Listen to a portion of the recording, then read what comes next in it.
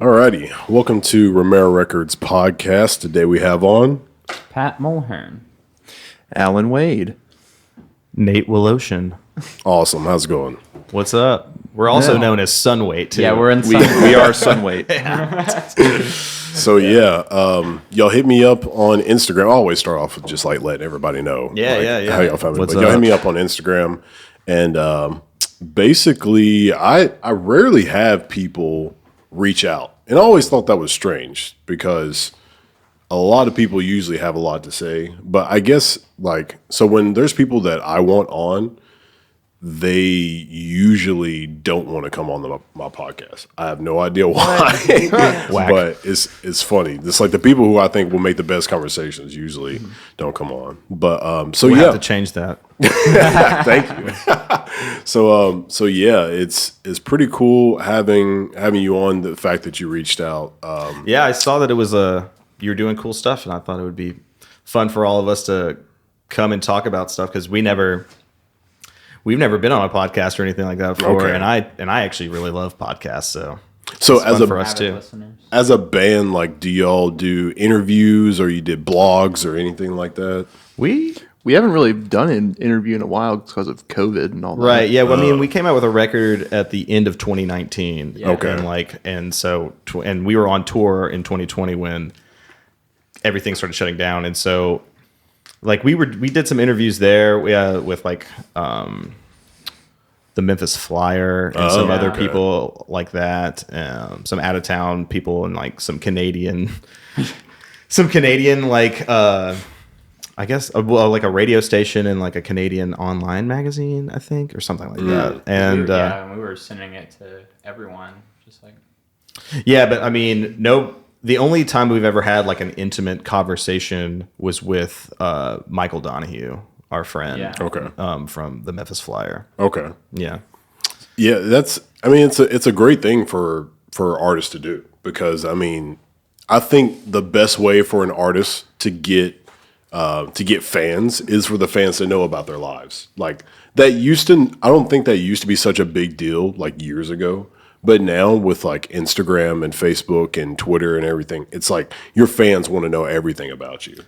And it feeds them. It makes them want to listen to your music more. Yeah. That's why I think. I feel like we do pretty good at not putting too much out Yeah. there, you know? Yeah. But I think, we like to have fun and just do what we feel like is fun to Just do, cool you know? and Yeah. fun, yeah. Keep it interesting. So, yeah. What is some things that y'all feel like, I guess, that you have to do nowadays to get your name out there? Everything. That is true. It is hard out here for music for local artist, bands honestly. and artists that, especially if you're independent and you don't have any backing of a record label Yeah. or even management companies, things like that. If you're doing it on your own, it can be real difficult sometimes, like booking tours and just even where you're going to stay at night. Yeah, just know? tour logistics. Because we've when we go out of town, sometimes we'll stay at motels and we'll just book a single bed motel and two of us share the bed and one of us sleeps on the floor and Saves money. yeah, it saves money. And then crash on friends' floors when you can and things like that. And that's how you make the money and sell merch and make money that way. That's how you can do things. Because we've had to pay for recording and stuff like that. And it gets hectic and gets real expensive. So how does your recording work as far as your process? So you're the drummer, right? Mm-hmm. So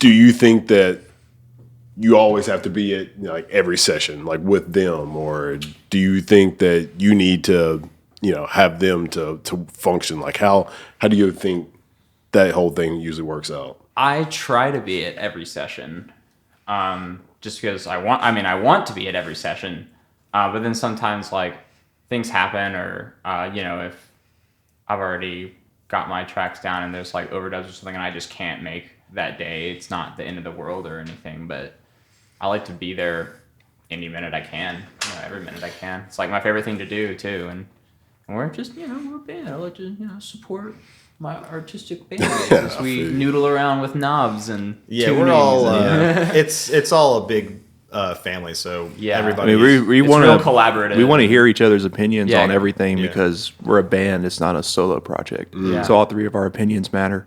yeah, so pretty much everybody has to be there the whole time. See, I'm so used to like rap and hip hop where it's just like an artist just listening to beats and then they just rap over and then Yeah. that's the song. Well, you man, don't need other people. That was my life for a long time before I really started playing with them. So I understand where you're coming from too, but I think it's just sometimes with hip hop too, like when you're in the studio with the engineers and like getting effects and things like that, like makes a difference. certain people's opinions will help. They'll have a certain ear, and you're like, yeah, that sounds good, or they're like, no, that sounds like shit. What are you doing? You know? Yeah. And like, I think things like that are a teamwork basis makes better music because you have certain people.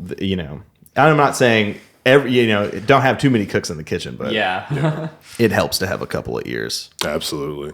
Yeah, I'm always like trying to find out, how people record and like what their process is, because you never know what you might learn from somebody else's process. Like just listening or being in the room when somebody is writing lyrics or usually I'm around people who are making beats and stuff like that. Just seeing their process is really eye-opening. It's like finding a new way to just make music. And Yeah. I think, as you all were saying, being in the room together, I think collaboration is something that people underestimate, because when you can collaborate, your creativity just spikes. Like you're able to learn new things and do it new ways. And that's how we get music. Music's it's so subjective. Countless people I have to thank for letting me be around them when I'm when they're doing things, because learning by watching. And I had a friend named Danny Rice who he was a wizard, and we were kids when we were making music, and he had a studio just like a legit for a house. But I mean, he had a Mackie board, and I mean, he had the compressors, and he was like 15, and it's just like, I don't know where I was going with that, but He had a lot of money. 15 years old. dude, he could, Danny, if He you're could afford listening, he's all probably that going to crap. listen to this and be like, but no, he would hustle, man. He didn't have money by any That's means. pretty He dope, made his though. own money. That was for sure. Yeah, I mean the ability for people to just like learn when you're around people who Yeah. are better than you. Yeah. That's what I was getting at. That- Like being around him and watching him. That will like definitely like open your mind, and then also just like speed up your process of being better. Like if y'all just hung around people who just kind of into music and not really into music, like those people who are like, yeah, I do music, but they like do music like once a year and that's about Yeah. it. If you just hung around those people all the time, it would be hard for y'all to get better, because you're not around those people who is like pushing your, I guess, like your just- skills. yeah, like, really pushing pushing you to yourself. push you to progress. Same thing with skateboarding too. Yeah. When you're hanging around people that are really good, it's inevitable. You'll probably just pick up some of that stuff Yeah. because you'll see and understand. You'll start to Yeah, you see it just from a make different connections. perspective. Yeah, and make connections to yourself. Yeah, it's really cool having on the musicians for this podcast, because it allows me to like just get so many different minds. Like I've had on rappers and I've had on people who do bands. It's cool because Do you write music? yeah, I Okay. do. And What do you know? What do you like? What's your bag? What do you like to do? well, I will say, okay, first of all, music, lyrics. Okay. I do lyrics, So, but like, not like composing. No. Okay. I don't do that. Okay. no. Okay. Gotcha. But I will say that like people who can do that, kudos to you. Oh, well, like yeah. actual composing. Yeah, I mean it's all music, Yeah. I think lyrics are a necessary part of of certain music and things like that. And I mean, And plus, like writing good lyrics is that's a skill in of itself. yeah, I mean, because like yeah. you ask me to write lyrics, like good lyrics, I'd take me years. I don't know how to write good lyrics. I bet you could we write- can yeah, write dude, songs. I bet you we could can write some jam good all stuff. day. Dude, you could totally write some good stuff. Whatever. I bet. Well, thank you for being so positive. I just think that you could like, man, write something like an outer space, an outer space mountaintop. Just read all those Frank Herbert Dune novels and Yeah, well, like an outer space mountaintop wolf who hunts down another. I don't know. damn. You had me. I don't know where I was going with that. I'm sorry. So who usually writes the lyrics? I do. Nathan Okay. does. Yeah.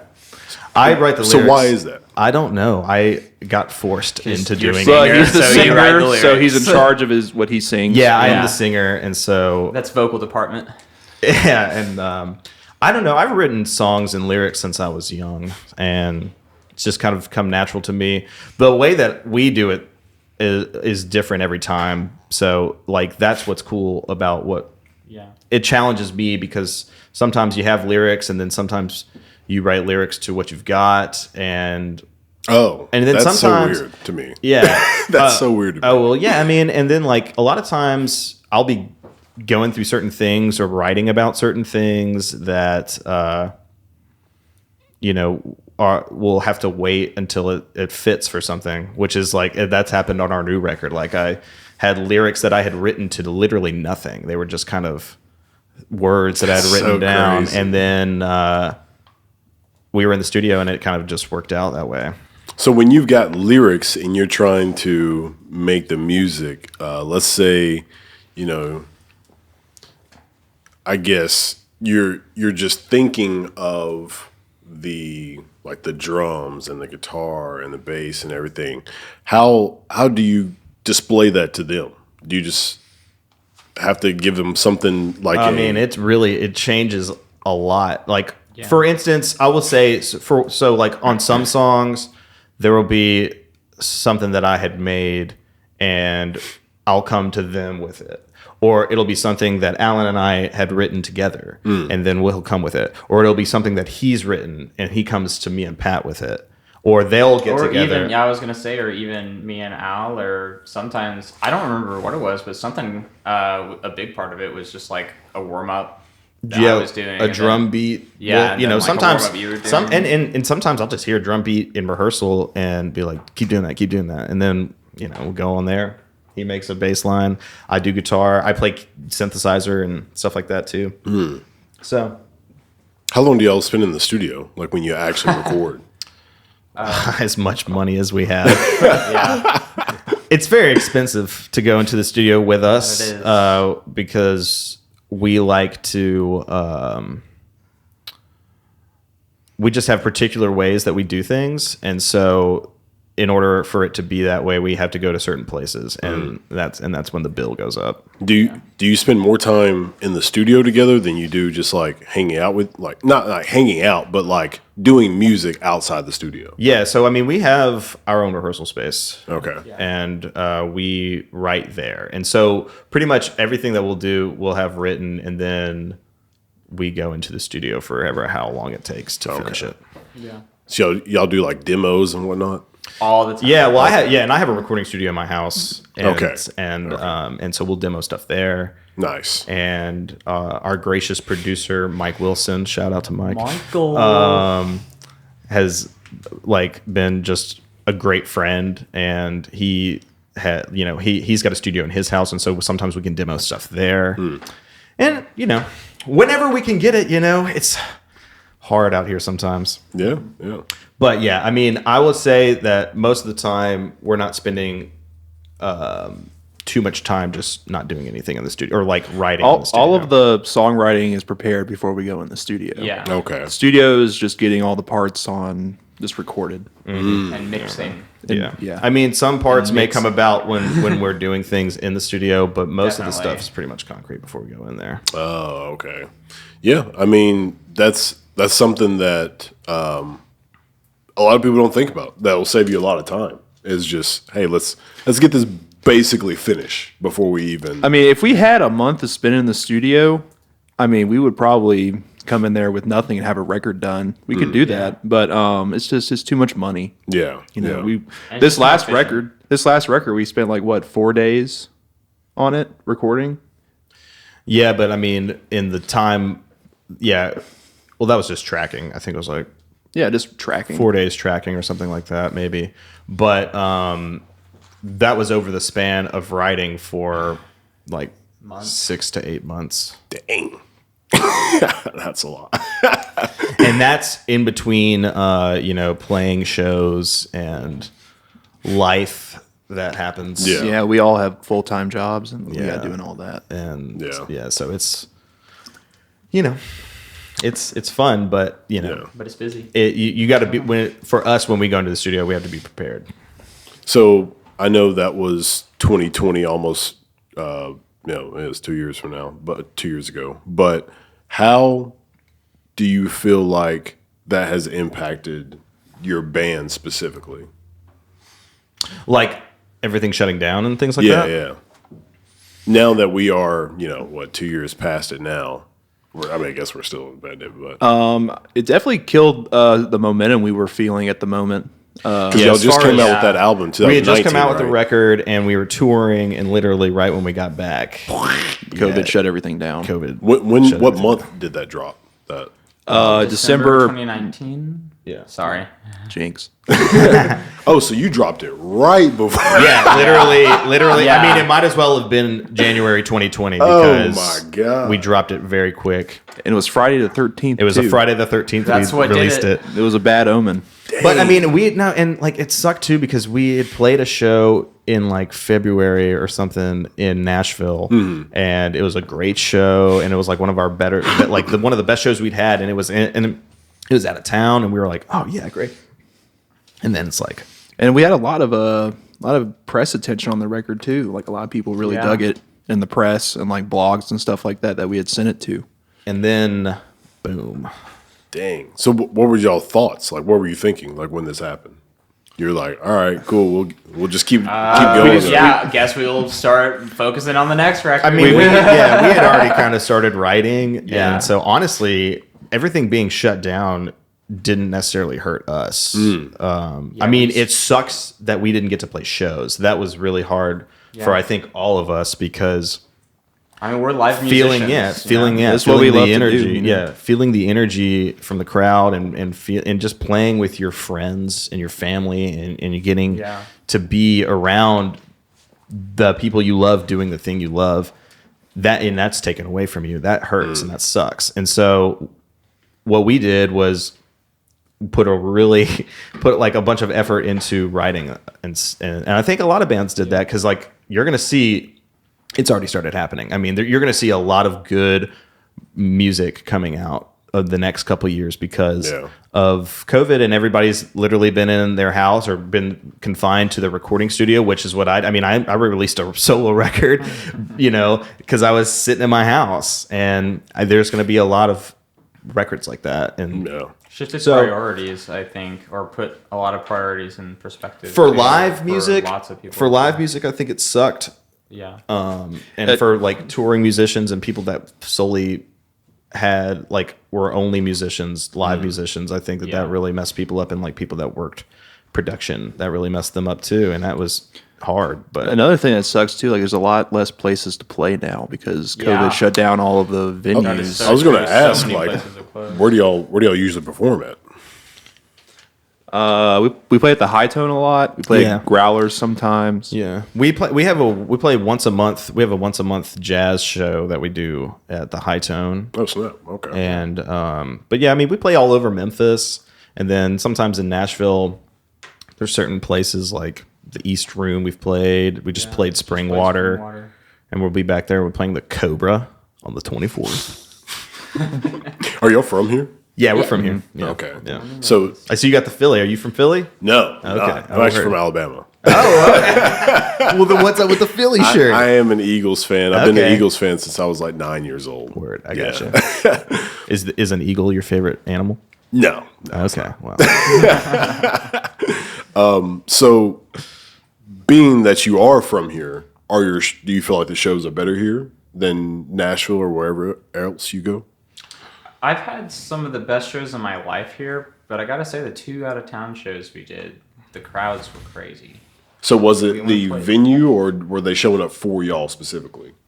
I think it was the venue. Yeah, well, we had that great show in the small room. Remember that show, the small room? It was like the last one we played.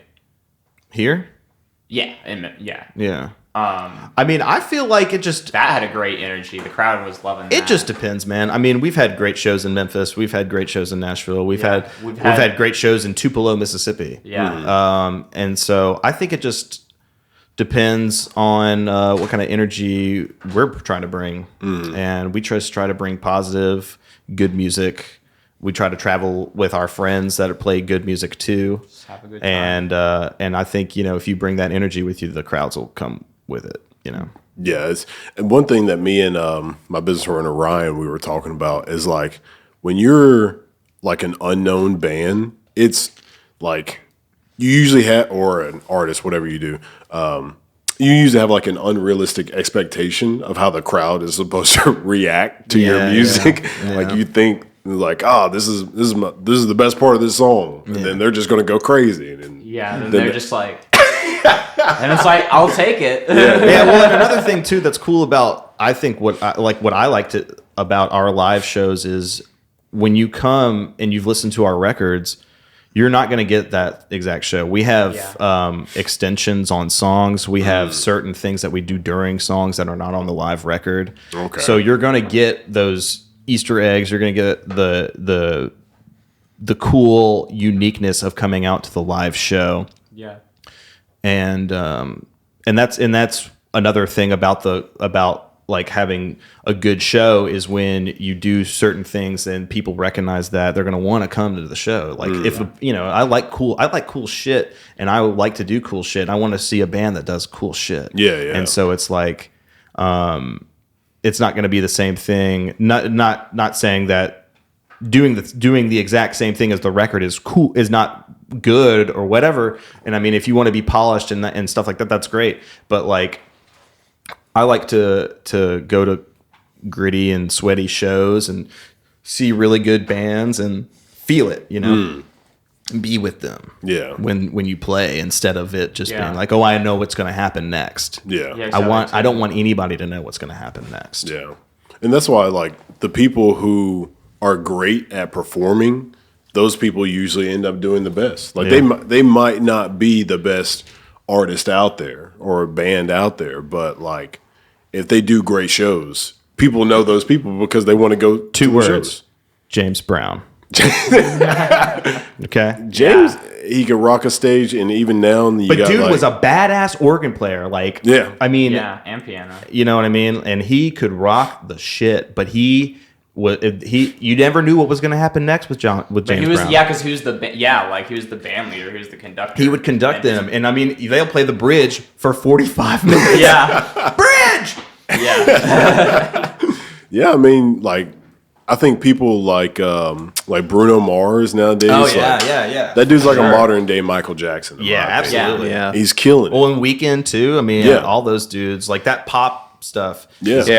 everyone's copying the Weeknd now. Like he's like the big deal. He is. Yeah. Well, dude, come on. record's good. Like he's like isn't he number one in streaming now, or is that still Justin Bieber? My question is what? I think it's still Drake. What's actually. up with the Really? what's Yeah. up with the record cover? Why does he look so old? What's going on with that? I don't know. Yeah, why does he have? Yeah, Is he trying to fool everybody? And that one, was it After Hours album cover? Like his cheeks were all puffy and yeah, stuff. like, yeah. like deformed, like plastic surgery. or Yeah, something. like I don't know Well, what dude, that when was he all played in about. the Super Bowl, he was all like slashed up. Remember? yeah. Maybe that's his thing. Maybe like that's his kind of like art thing that Yeah, he's yeah. doing. I where have to his face say- changes every time. I know I'm like all over the place, but I have to say, like this room is tripping me out because I It's a big, when I grew up in my mom's house, my room was, I mean, it was like probably like at this table to the wall, but it was like this, dude. Oh, My room was like that too. Have you? And it was, man, it's like tripping me. I was bringing back. You know what's memories. crazy? I had a room like that too. I had like,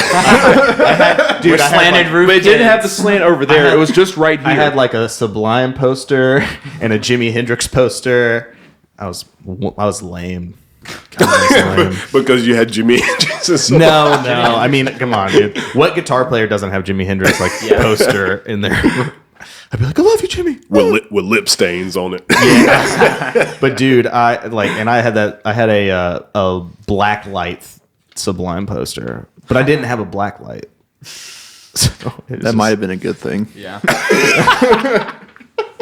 yeah, in my childhood home, probably. Good my lord. goodness. Yeah, I've noticed like a lot of houses are like this in this area. Actually, it's different. Have y'all ever lived anywhere else, like out the state? When I was a kid, He technically lives out of the state right now. Yeah. Oh, you live in He lives Mississippi? in or I Arkansas? lived in OB, Tennessee and Olive Branch. Mississippi. Yeah. Okay. Yeah. He lived in Memphis too for a bit. Yeah, like being from Alabama, like houses legit just look completely different here than they do. Like every house has like a jacuzzi. Where in tub. Alabama are you from? Northeast Alabama. It's I'm from Aniana. It's a small town outside of like Gadsden. What brought you here? My job. Oh, okay. Yeah, when I took the job, it was in. How long have you lived in Memphis? April of 2019. is when I Oh got man, here. so you're like Yeah, fresh, dude. Nice, very cool. I mean, it's cool. Like, Do you live in Bartlett or do you live in? I live in Cordova. Oh, okay, cool. Yeah, Nice, yeah. nice. Yeah, I like that area. So apparently, like the grid that where I live at is like horrible for power. But when the power went out here, we were fine. Like at my house, Yeah. everything- I didn't lose power until today. I lost power for like 2 hours, dang. and then it came back on. I think they're like hooking other people up, and they had to like shut my stuff off. At least that's what I want to think. Yeah, that's what you tell yourself. I don't know. right? That's what I'm saying. the people are getting back on. It's okay. I can hold off for another couple hours. I'm sorry. Go ahead. No, it's okay. No, go ahead. No, it's okay. Say what you were going to say, Alan. No, it's. I promise it's okay. All right. Do any of y'all live downtown? No, I don't. I work downtown. I love it. I love downtown though. It's great. I used to team manage a skateboard company, and we would skateboard downtown all the time. I mean, okay. I love downtown.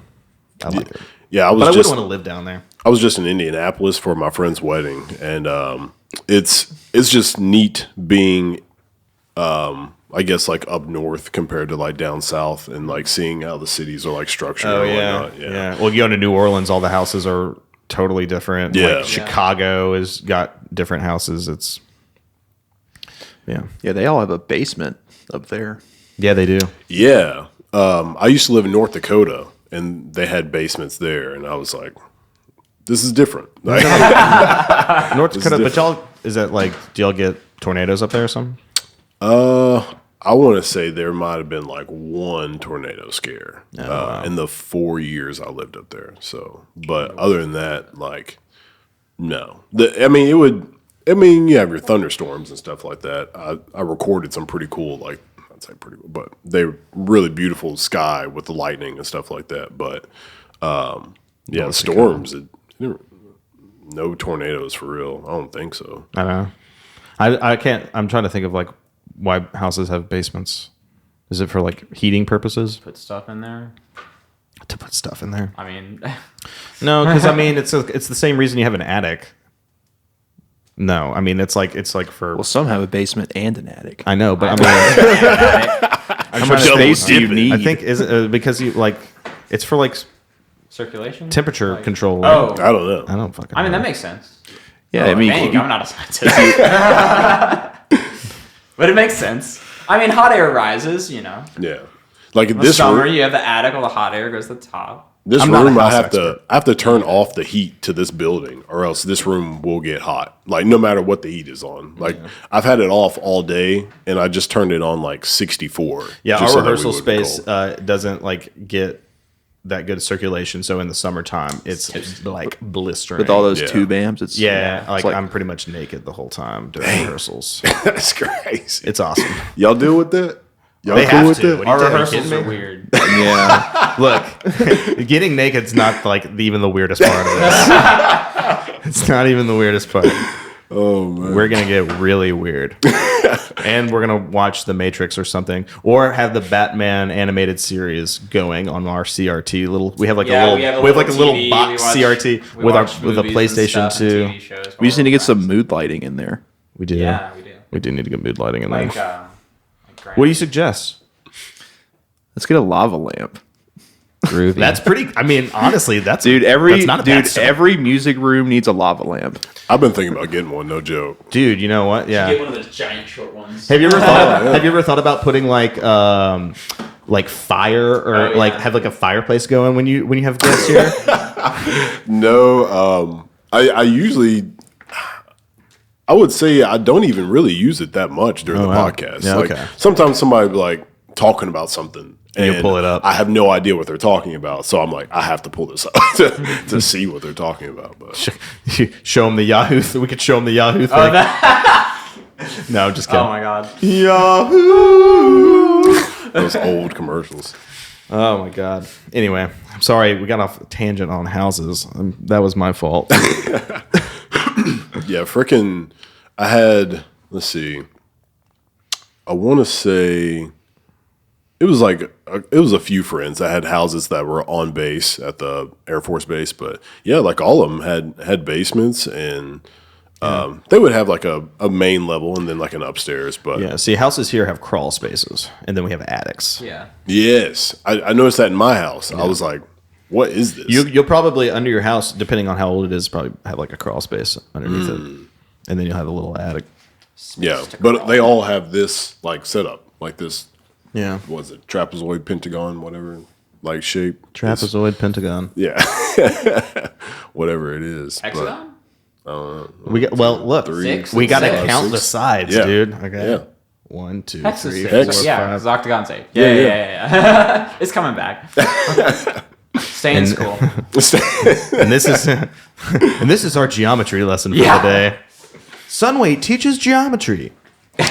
So when y'all were doing shows, do y'all have like a set list of songs that you go through, or y'all switch it up? Take that. We don't really have that many songs. We have like 7 or 8 songs that we perform live. So what we really do is we just mix it up. You know, we don't really write down a set list most of the time. We just kind of, one of us will suggest something and we just play it. Yeah. And then just try to keep running through them. Yeah, as much as we can, and as Talking through your mic. oh yeah, sorry. We just keep running into them like You can bring through it them up. as much as we can. You can Bring it back. You can bring Just it, bring it back with you. There you go. As much as we can. And as smoothly as we can without like interruption too. I really And- like how we rehearse like just like as continuously as possible. And our songs are long enough anyway, where like one song will take like 10 minutes. So Oh my God! Yeah, I noticed big- I had one long song, but I didn't notice the rest of them. Yeah. Like that. Oh yeah, well, I don't know. I'm not going to say anything about the new record too much, but Let's not give away we won't give away anything. But yeah, I mean, and that's another thing too, is like the songs that we play live are longer because we add things to them and certain things that are not on the record. So like that's that uniqueness about coming to the show. Yeah. Yeah, See, like there's our, that trend. our songs and our music never like stops evolving. Like once it's out. But when we're playing it, we just kind of just let it.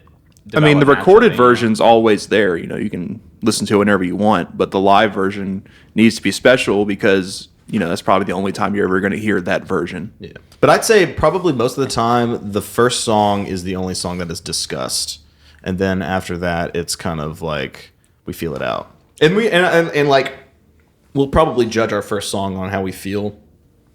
Because like sometimes vocally, I'll be like, can't do this one right at this moment. Or like for him, a lot of times his hand will need a break because we've been going for a long time, and so Yeah, like, we can play for like an hour and a half without stopping. And I'm like, my One right time- hand needs yeah. a break. One time we were doing a jazz show and there was like 2 people there. Dang. And we played for like 3 hours and 15 minutes nonstop. Oh my God! It was fun. It was a lot I of mean, fun. when you're in the middle of it, you don't realize how long it's taking. You know, you just do it. we just Yo. did it.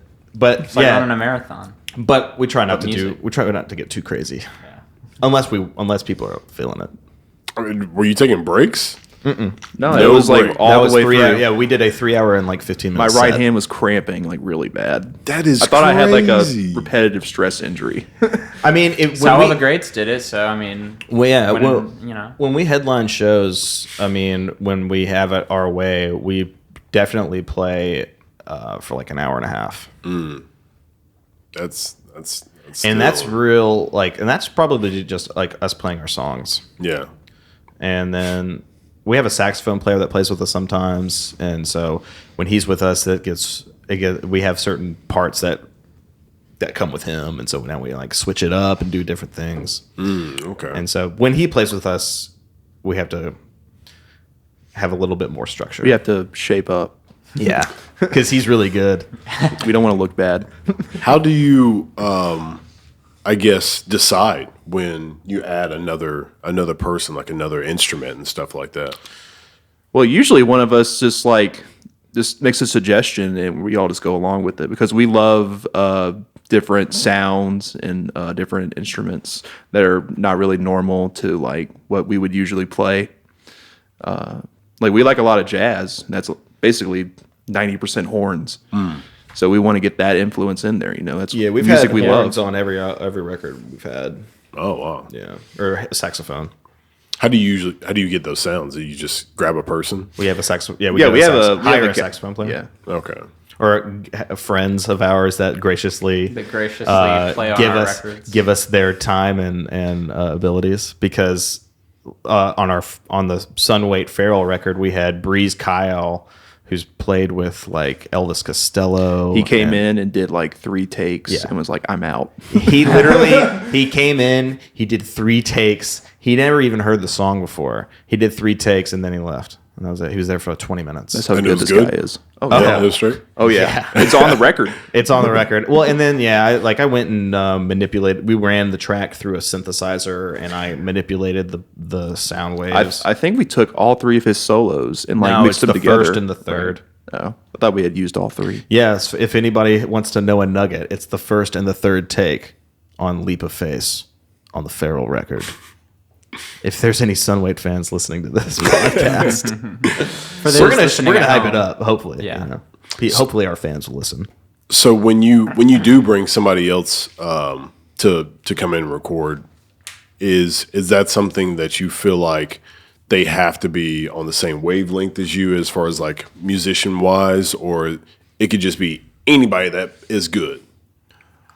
I mean, it's more so, I don't know, for at least from my perspective, more so like if somebody like suggests like, oh, we should bring like such and such in, it would sound really good. It's like, well, I know you have good taste and I know you know what's up, so I'm sure just they know trust what's them. up. Yeah. So You just- yeah, And plus, like then these we guys can- are really good and they Yeah. listen to like a lot of music and they've played all kinds of music. So we would trust that they would know what they're doing. yeah, before like they we trust come their in. expertise, you know. But I will say, the people that we work with, we are familiar with their work, or we're familiar with them as people. Yeah. And so it is important to have like a good working relationship. I don't want somebody that I don't know or necessarily doesn't work well with me to be, like we wouldn't bring somebody like that in, like Gotcha. somebody that we don't know or somebody that's going to be Yeah, it's not Weird. just hired or gun. not weird, but like just wouldn't work well with what we're trying to do. You know what I mean? Yeah, I think it can be very difficult to find people that you like. Just the fact that y'all have a band, that's difficult because you're sharing something that's very important to you, you're very passionate about, and you're sharing it with people who are going to hear everything you do before everybody else does. Yeah. Yeah. So it's a tough situation. We've been fortunate enough to work with really, really, really, really awesome, talented players, and we have been fortunate enough to either know them and be friends with them, and that's kind of just been the way it's been. We're very lucky. We've been very lucky to have Very much. the people. We like Breeze Kyle played on Feral, Jim Spake, who is like a legend on saxophone. He's played on our new record that's coming out in April, and we have a horn player named Josh Aguilar who plays with us on our mobile jazz unit. And I mean, I knew him from a long time ago when he was a rapper, and I mean, he's one of the best sax players I know, and he just works well with us, and he's a friend of ours. And so I think having that camaraderie and energy really, like, it helps when you have that kind of stuff going on with your music. I feel like it's a little bit more genuine. Yeah. Have you ever heard of Lucky Seven Brass Band? Oh yeah, my Nathan Duvall plays trombone in that. Okay, and he's played with us as well. Okay, he sat in on a jazz night with us. Cool. Yeah, I had on Victor Sawyer on the podcast before. Cool, yeah, and learned a lot from him as far as like music wise. Very knowledgeable guy. Yeah, they're awesome. Yeah, definitely knows his stuff. And yeah, I went to go see them play one time. Actually, I've seen them play twice. Yeah, twice. And I shot some footage for them and whatnot, but them guys can play. Oh, yeah, man. They can play. Yeah, they're awesome. Yeah. I love seeing the different bands. Like, I was never like type of person that would go to concerts or anything like anything live. What's your favorite type of music? I would say right now hip-hop and rap. Right, and then... Sure. I pretty much listen to everything else except country. Like that's like the one genre I don't really care for. I don't know why, but who's holding it? Who's top MC right now, in your opinion? Because we're gonna ask this man in a minute. What? Don't listen. Come on, dude. No, this guy. I'm just one guy. The way that Alan and I became friends was we were sitting on the front porch of this guy's house that we had just started playing music together. Alan and I met. I was playing drums in a band, and he was playing bass. He like answered a fucking. What did you answer? I answered an ad. It was an ad at the U of M in the music building. It was on a billboard. That was like a whole bunch of different ads on it, looking for like different things. And one of the ads was just bassist needed for such and such band. These are the influences. Blah blah blah blah. I called that number, and Nathan was there. I was playing drums because my friend had put that up there. Anyway, that band didn't work out, and I played guitar my whole life, and I mean I played guitar in a band like when I was a freshman in high school. And so I hit Al up because I'd been writing these songs, and I'm glad you thought of me. Well, you're really good. And we had a good relationship on like drum and bass. Yeah, it was fun. fun. I mean, I feel like me and you were like in sync, you know what I mean? Our we were cohesed. Yeah. Cohesed. So I hit him up, and we got together with this one drummer, and it was like the first time that Alan and I played with him, and it went okay. He wasn't what we were looking for, and so then we tried another guy after that too. But anyway, the reason I'm talking about the hip hop is because Alan and I were sitting on this porch, and we were just hanging out, and we hadn't really like talked or anything. And like WuTang Clan, we got on like, who's your favorite WuTang? I think I was like sitting next to you, and I was just like, "Hey man, do you like WuTang Clan?" And I was like, "What?" And we were like top 5 WuTang members. And who was yours? I mean, Method's first, or is it ODB? Oh man, Hold on, what's yours? Out of WuTang? Out of WuTang, but see, there's so many good ones. It's got look. You got to have ODB in top 3. I would say maybe Method Man. What about Raekwon? Method Man. Method Man is my favorite too, but ODB is very good. Yeah. And then you got Raekwon. I really like Jizza a lot. Jizza's tight. Jizza's like a really smart dude. Scarface though. What about Ghostface? Ghostface Or is the Ghostface. I'm saying hypest dude. Scarface. What am I saying? Scarface Ghostface is the hypest dude on every single WuTang track. He was the hypest one. Like when Ghostface comes in, you're just like, oh shit. Oh shit. Hold on. Whoa, Dude, it's Ghostface. Everybody shut up. So how do you classify the best? Like what's your classification? Personally, for me, I look at style and lyrical content. I mean, but that's basically what hip hop is. What the lyrics is it are. though? I mean, I don't know. If you have a really cool style and you're talking about stuff that I think is cool, then you have my attention. And especially if it's weird. I really like. There's like a rapper called Dose One. Whenever. Very underground. He actually battled Eminem in like the '98 Scribble Jam before Eminem blew up. Anyway, and I don't know if he won or not, but anyway, like weird hip hop is good. I like shit, but I mean I love the old school stuff too, you know. But Yeah, like anything 90s, we're about that. yeah, I mean, come on, like Nas and Tribe and Like it's like early 90s, mid 90s, and like some late 90s stuff, but like early and mid 90s is where it's at. What would People you Under the contribute? Stairs. Like, why do you like that? Like, why is that your favorite? high school, man. Yeah, high that school. too. High school. That's all. And I also, listened it's to. like it's a combination of like you have like really good beats and really good lyrics and flow. At the the same jazz time. influence too. Yeah. I mean, the jazz Yeah. influence because we all play jazz. So like, I'd say we all resonate with hip hop. I mean, I used to make beats for rappers. I still make beats for rappers, but you know, the jazz influence on hip hop really grabs our attention as jazz musicians. And I think that's like, or at least for me, I don't want to speak for you guys, but I mean, I like So a that. lot of I like our, the like, jazz influenced hip hop too. Low I love that end stuff. because stuff that's what like they that. sampled, you know what I mean? A lot of the times it's jazz samples. And a lot of it's it just is, like- like records from the 50s and 60s that were and jazz I love albums. and I love shit like that. a lot I mean, of like it is Lionel Hampton. artistically structured in kind of echoes of jazz and stuff too, with like in the same way licks are just samples and Right. Yeah. and then like freestyling could just be like you're blowing over some changes with the Exactly. saxophone. It's No, the that's- same thing. It's it's just the like, same thing. Yeah, it'd be like it's a space where like, okay, the rhythm section, they're just laying it down, which could just be the beat, and then it's okay, like this is your space to say whatever you want to say and be 100% yourself, and then you're done, and then your friend does it, or it's a battle, and people will do that with jazz too, with like drum battles and stuff like that. I would So say I've always just people thought do it was that in kind of a band, natural too. evolution of the. Of Did you ever get into like a drumline battle? Like Nick ever- Cannon? maybe like one or two in high school? Dude, but when I was in didn't high go school, I played. I was stuck me on I was cymbals. bass, dude, and like the bass. I don't know. People. What bass people did you respected play? us. I You have auditioned for bass drum. I played the biggest one. you played fifth bass.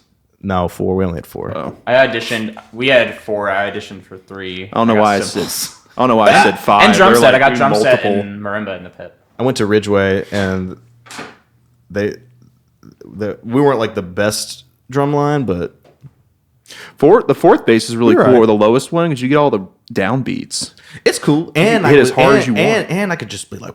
Y'all gonna have to explain that to me. 'Cause I have no idea what. So like a marching, you ever look at like a marching band at like Yeah, a football game? Okay, so like they got the bass drums. Yeah, they got They got a little one, a little bit bigger one, a little bit Bigger than one, that, and then the they big got, and one. then they got the big one. And I played. I'm the don't think I ever littlest noticed that. dude, and I played the biggest drum. Okay. And I was sitting there like, bah, you know what I mean? He was bringing that thump. I was bringing the thunder. So the biggest one, is that supposed to be the loudest one?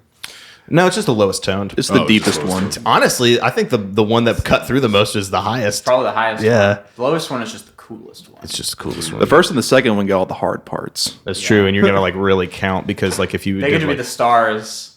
The song holds together with the low bass drum and the yeah, because all you're gonna that. be hitting on like an upbeat or something like that on the middle too. Stupid stuff, band stuff, you know. band stuff. So how did you get into recording? It all started. Because you don't play an instrument or anything, do you? No, I can make beats, but Right. like, Yeah. I know enough about a keyboard to be dangerous, but like, I don't actually. How dangerous? What does that mean? What do you mean by that? Are you gonna like hurt somebody with the keyboard? No, not yet. I haven't done that yet. So, I'm just kidding. but yeah, I mean, I just know, the order of keys, and I know What's the people's key? The people's key. Yeah. C. Hell yeah. Like, My band director taught me that. oh, He's really? like, that's the people's key is C. They say like everything, it's that's like the Yeah, 90% of everything music is like in C. yeah. It's because it's the easiest and people are lazy. It's all white keys on the piano. It's what do you call it? The major chord for it. The major scale. The major scale. Yeah. That's the easiest, so that's why people use it Yeah. all the time. Yeah. Well, and what's cool about like that is you can take that C scale, but if you moved it to like Just move it to if, A? or move it to D, Yeah, or D. then you can it makes Dorian it minor, it makes D Dorian. it takes it to a different scale and it sounds cool. So like you're taking the starting note and you're shifting it, and so like what would be major in C is now Dorian in D, and it sounds So you way play, cooler. you play the same Yeah, notes it sounds as your jazzy. C It scale, sounds but you jazzy, start on D all the way up to the next D, and it's a different scale. That's The called note- music theory, kids. Look it up. and all you did was change the starting note. Oh, okay. We're fucking nerds. See, I would love to know all this stuff, but like, so, you know, I rap, I record, I mix and master, I make beats, like I do all this stuff, and I do the podcast. But that's, dude. I mean, That's so that much. like sound production, because I do a little bit of it too. That's an artwork in itself. I mean, yeah, we're like 100%. making it sound good. yeah. because Like some people know how to mix, but they can't master. Some people know how to master, can't mix. Some people Right. know how to. I don't even know what better at mastering live or is. I have to. studio. Yeah. I don't even know what you do when you master. Some people can't. Isn't it like getting the produce. hertz or something? Well, you're basically taking. So you can play it like on a certain medium or format. Well, right? you just want to take the sounds and be able to like mastering can be more than just like, you know, dealing with decibels and frequencies. Like you can also like take parts of the song that you know are too quiet and then you could fix Like that. juice them right there a little bit. Yeah. Okay, And gotcha. if something you feel like, oh, their voice is it needs to be EQ'd right here, and that I can hear something in the 10,000 hertz range that I need a cut right there. So like that's all of mastering. Is when somebody has mixed a song and they're like, all right, this is a finished product. Like a mastering engineer takes it and like, this is crap. And then they fix it up. Yeah, from there. I mix my solo record. I don't mix Sunweight stuff because We have Mike on that. we have Mike Wilson who does that. like a And, wizard. and it's like a million tracks though. Like Yeah. it's more tracks than I can even handle. Because He has like a color code thing going on with all of his tracks. Yeah. it's like I don't understand It's what all like he's- a bunch of acronyms and numbers and stuff. It's crazy. So we how'd had you to, find him? I ran into him in the street and robbed him at gunpoint, and Oh. then I was It's like, true, I was "Look, there." I need you to make this record for me." Easy. And he looked down the barrel of the gun and he said, "Okay." Easy. It's a tough world out there, And dog eat then dog. and then Mike Wilson, and actually I have to make him make our records at gunpoint every record too. It's a little. I think he should move. No, he likes it. No, I'm sorry, Mike. Mike and I met. I was playing drums with another group, and we had like like a 2-hour recording session at Ardent, and it was part of this like Salvation Army contest thing. And Mike just so happened to be. I mean, he was head engineer, house engineer. I think he was like House, top man. head Yeah. house engineer was of there. Ardent Studios. Oh, okay. And so he was just there. I think I was literally his last session with the people that I was playing with. And Mike and I just kind of met and hit it off, became instant friends. And same way I hit Alan up after Alan and and then we finally got Pat involved, and she came and played with us, and then one time, and that was a done deal. She could never leave, and and so we had we called ourselves Geist. We actually wrote a record called Geist and put it out as Geist, and it's still out there. It's still And out it there. If you wanna truly is. find it. We were- It's not a bad record. We were It's a the band. first Sunweight record. We were a band called Geist with an album called Geist. There's a song on it called Geist. Get It's out like of town. Bad Company. Whose idea was that? We were copying Black Sabbath. Yeah. What we always not know do. But check it out. We had no kind of like that name was not going to stay. The first song we ever wrote was called Geist, and so we were playing shows and like all this stuff. Yeah, we and just whatever. slapped the name on there, I kind don't know. of, to be honest. We didn't know what we were doing. Yeah. Yeah. But Test truly, it's on Spotify too. If you want to go check it out, it's called Geist EP. Good luck. There's like 1 billion of them. There's other bands called Geist. That's why we changed our name. Is because Yeah. I got an email from Spotify saying that we were releasing a record. I was like, that doesn't sound right. It's pretty generic, though. There's another Geist, and so yeah. Yeah. I mean, we're the only Sunweight. Yeah. Yeah. There's You ever heard of the rapper Clever?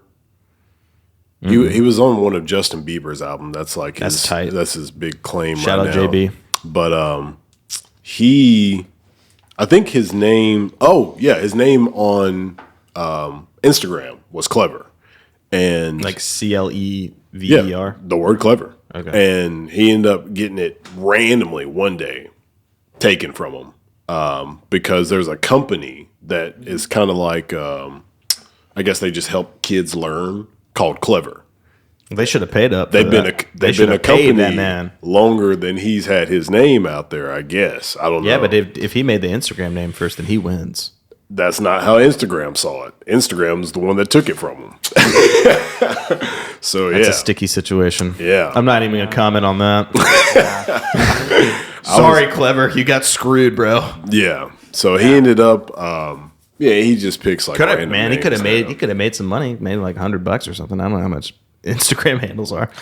I would have added a couple zeros. Tell him to change it. Be like, hey, Clever, I know you're teaching kids, but can I get 100 bones, dude? It's- Like, what's up? It's like a Yeah. world-renowned company. It's not like Oh, you better ask for like at least 10,000. Yeah. This company's probably like on par with like Rosetta. Like it's a huge company. So Oh, wow. 10,000 yeah, is nothing. Yeah, for I don't know that. But I'd imagine it's nothing to them. yeah. To a major company who needs that name for their social media, like I would assume they would dish out whatever they need. Yeah. But I don't think anything happened. So that sucks for him. But Yeah, that really sucks. Oh yeah. Anyway, but back to how we met Mike. I hit up Mike about doing a record, just like I hit Alan up, and we met up and talked about it. He came to a couple rehearsals, and then we've just finished our third record together. nice. Yeah. So when you first were working with him, did it seem easy? Like everything seemed smooth? Mike is the fourth member of Sunweight. a true professional. Yeah, and I mean, not only is he professional and knows what the hell he's doing, but he's just one of the most kindest, and he's just one of the kindest and most genuine people I've ever met. Person I've ever met. I mean, he's just really nice and really good, and he saw what we were trying to do, and I think that's what he was trying to do too. And so we worked together well. Yeah. I I mean, mean, he's one of my best friends. I think he's all of our one I of our. learned a lot you know, from him too. Just like watching the guy. Just I mean, we were literally get just stuff set up. It's like that's we we were talking literally about- just with him like 2 Yeah. hours ago. nice. Yeah. It's nice. Finding somebody who you feel like you can gel with, you can work with, and get music done. But Yeah, I mean, that's what's important to us too, because we do everything in-house independently. And so having somebody with the same kind of headspace and mindset is very, very crucial to how we make our records. yeah, it's something that you want to make sure you get done, and you don't like. I think most people end up rushing certain relationships just because they want to feel complete. You know what I mean? Like if you are a singer and singer-songwriter and you want a band, you might start, taking the first Joe Schmo that hits you up just so you can have a Right. band. Like, all right, I got my band. Let's go. Let's pump music out. But sometimes you kind of got to wait. You gotta find the right people. Yeah, it's good to know. Yeah, when and who to like work with, just for like chemistry reasons. Because I feel like that translates into the art too. Yeah. Well, I think we've all had kind of relationships where we were in bands that we didn't necessarily want to be in and felt obligated to be in because of friendships or Money. or whatever. Yeah. But like with us, we all came into this to make great music and great art, and that's all we want to do. Where do you feel like y'all are at as far as a band? Like, what stage are y'all in? Y'all still figuring it? I mean, we're all still figuring it out, but I would say that we are a teenager. We're established, but we don't have a set formula yet. We are. I would say I would like to think that we kind of know what we're doing when we write music, but we are forever learning and forever changing ourselves. Yeah, I And think that's the main thing is we're all constantly And I don't wanna evolving be- and constantly yeah. just learning new things from each Yeah, other and from We elsewhere. want to avoid a formula. yeah, Yeah, I don't it's think all I don't about think just yeah. not standing still and just just I don't think we'll ever have a point where we think we are doing exactly what we want to do. I Yeah. think because that if you do, then it's the then point you're of it. then you're not going to be having fun with it if it's not something different. And that's we all write music that way, and we all do our own certain things. And plus, we have so many influences. Like, our stuff is always going to turn out different because we're always listening to new things, always trying to grow as artists. Yeah. You know, just trying to have a different perspective besides the one everyone else has. Yeah, but I would like to. I'd say we love to make music with each other, and we love to make art with each other, and we're going to continue to grow as much as we can. Yeah, I mean that's a big key to being a good band is is being able to just grow and continue to learn stuff from each other and I guess just bounce ideas off each other because you don't want to be stagnant, but you also don't want to change too much to where like I know we were talking about The Weeknd earlier. Oh, like, yeah. His from when he started with like what was that called? Like Echoes of Silence and like Thursday. I think those are songs. Yeah, his no, older songs. those Yeah, are like his first three those are mixtapes. the EPs that he came out with. Yeah, like those.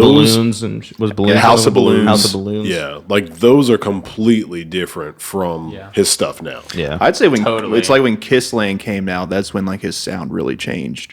Yes, But you know, yeah, I mean, you have to take into account like because he had a lot of handle on the production for those first three EPs, and then like he started getting a lot of attention, and then you got like a lot of people in your realm that are being like, hey, work with this person. Oh, hey, this dude's got this beat. Oh, hey, this really big producer's it wants to give you this beat or wants to collab with you or whatever, and so you have like you're like, I mean, dude, like if somebody's gonna pay you $50,000 to sing on their beat or something like that, you know what I mean? Yeah. It's why wouldn't you? You're going to have people influencing your sound at that point because it's more or less.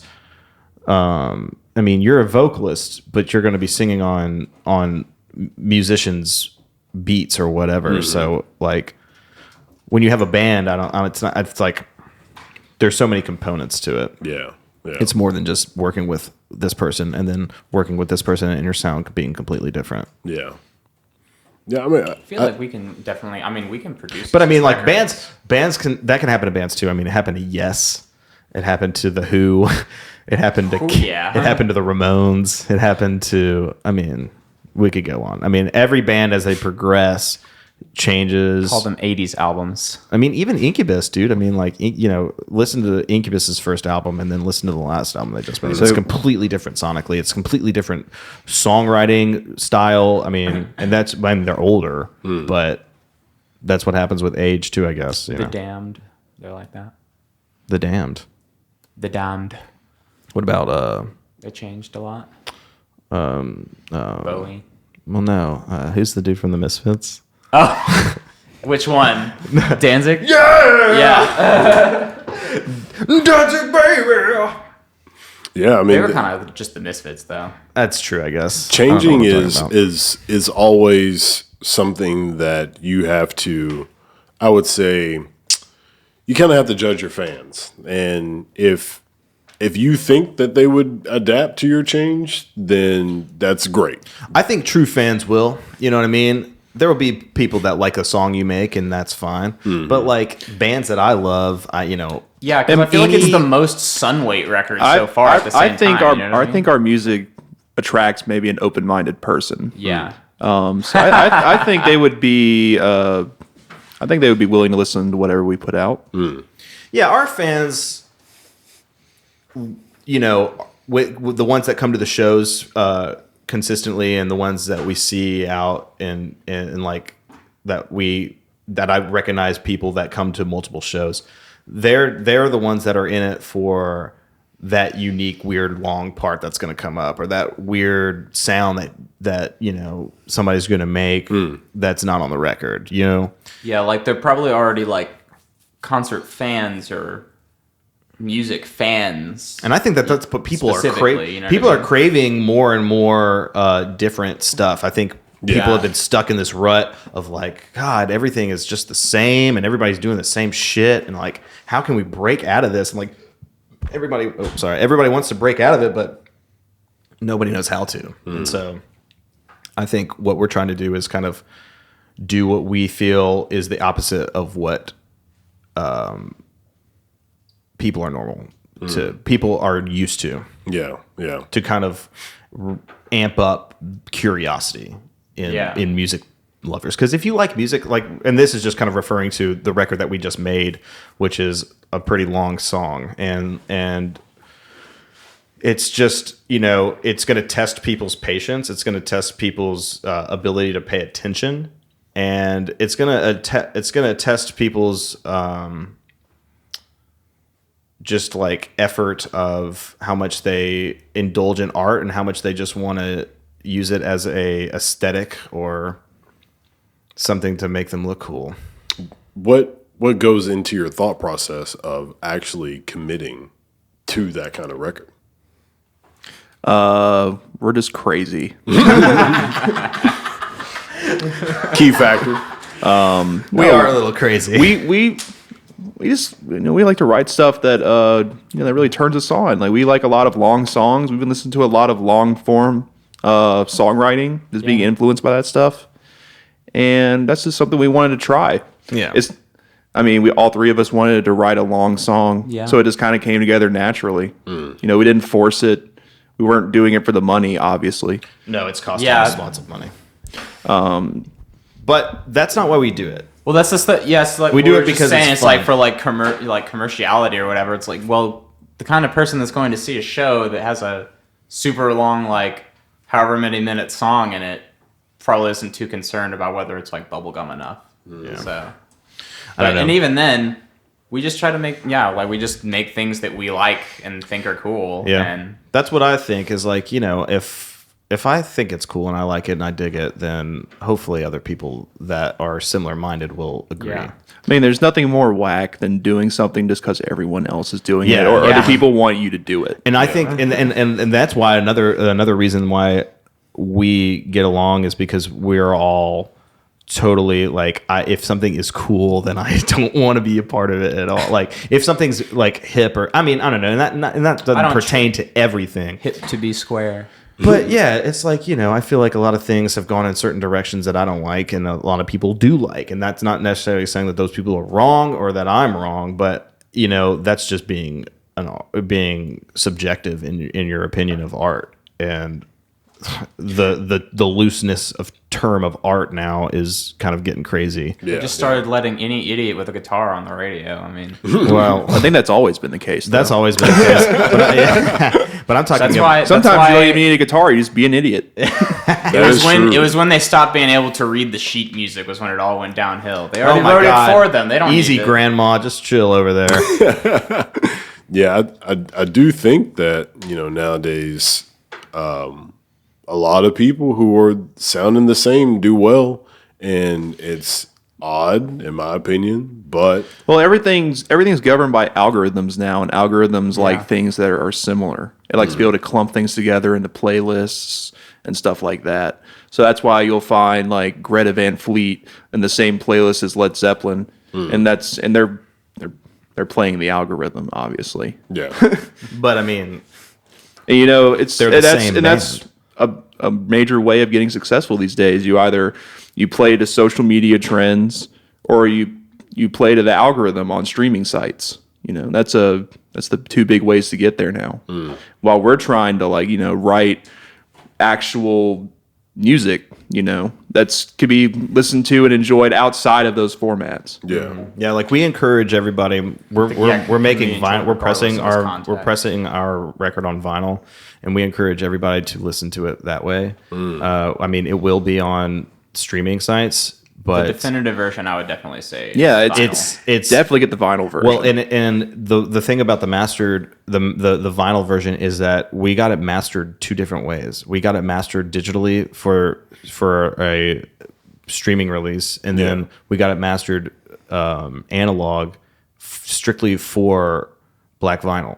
And so when you get that vinyl, it's going to be like very high fidelity, and it's going to be much more quality than what you would get normally. And I think that that's becoming more of an important thing to people because I think people miss it. People- Because, well, when you can have every song at your fingertips, then you kind of start, you start to think, well, then what's the point? But then you think, like, what songs do actually connect with you? You're going to want to.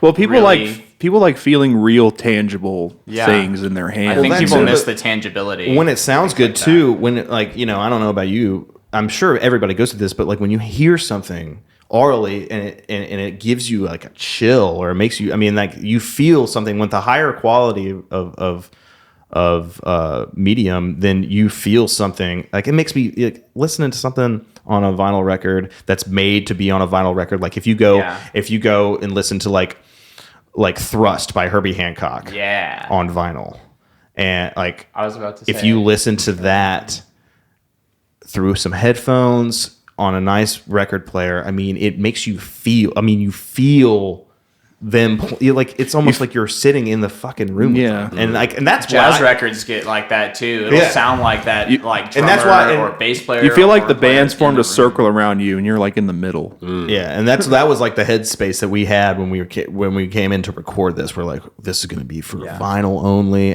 We weren't going to put it on streaming, but You have to put it on. we streaming. have to. Necessary evil. Certainly, at the point that we are at right now, just to get it out there, we kind of have to. Yeah. Maybe if we have a better following after this record, we might start doing. Do the old take it down.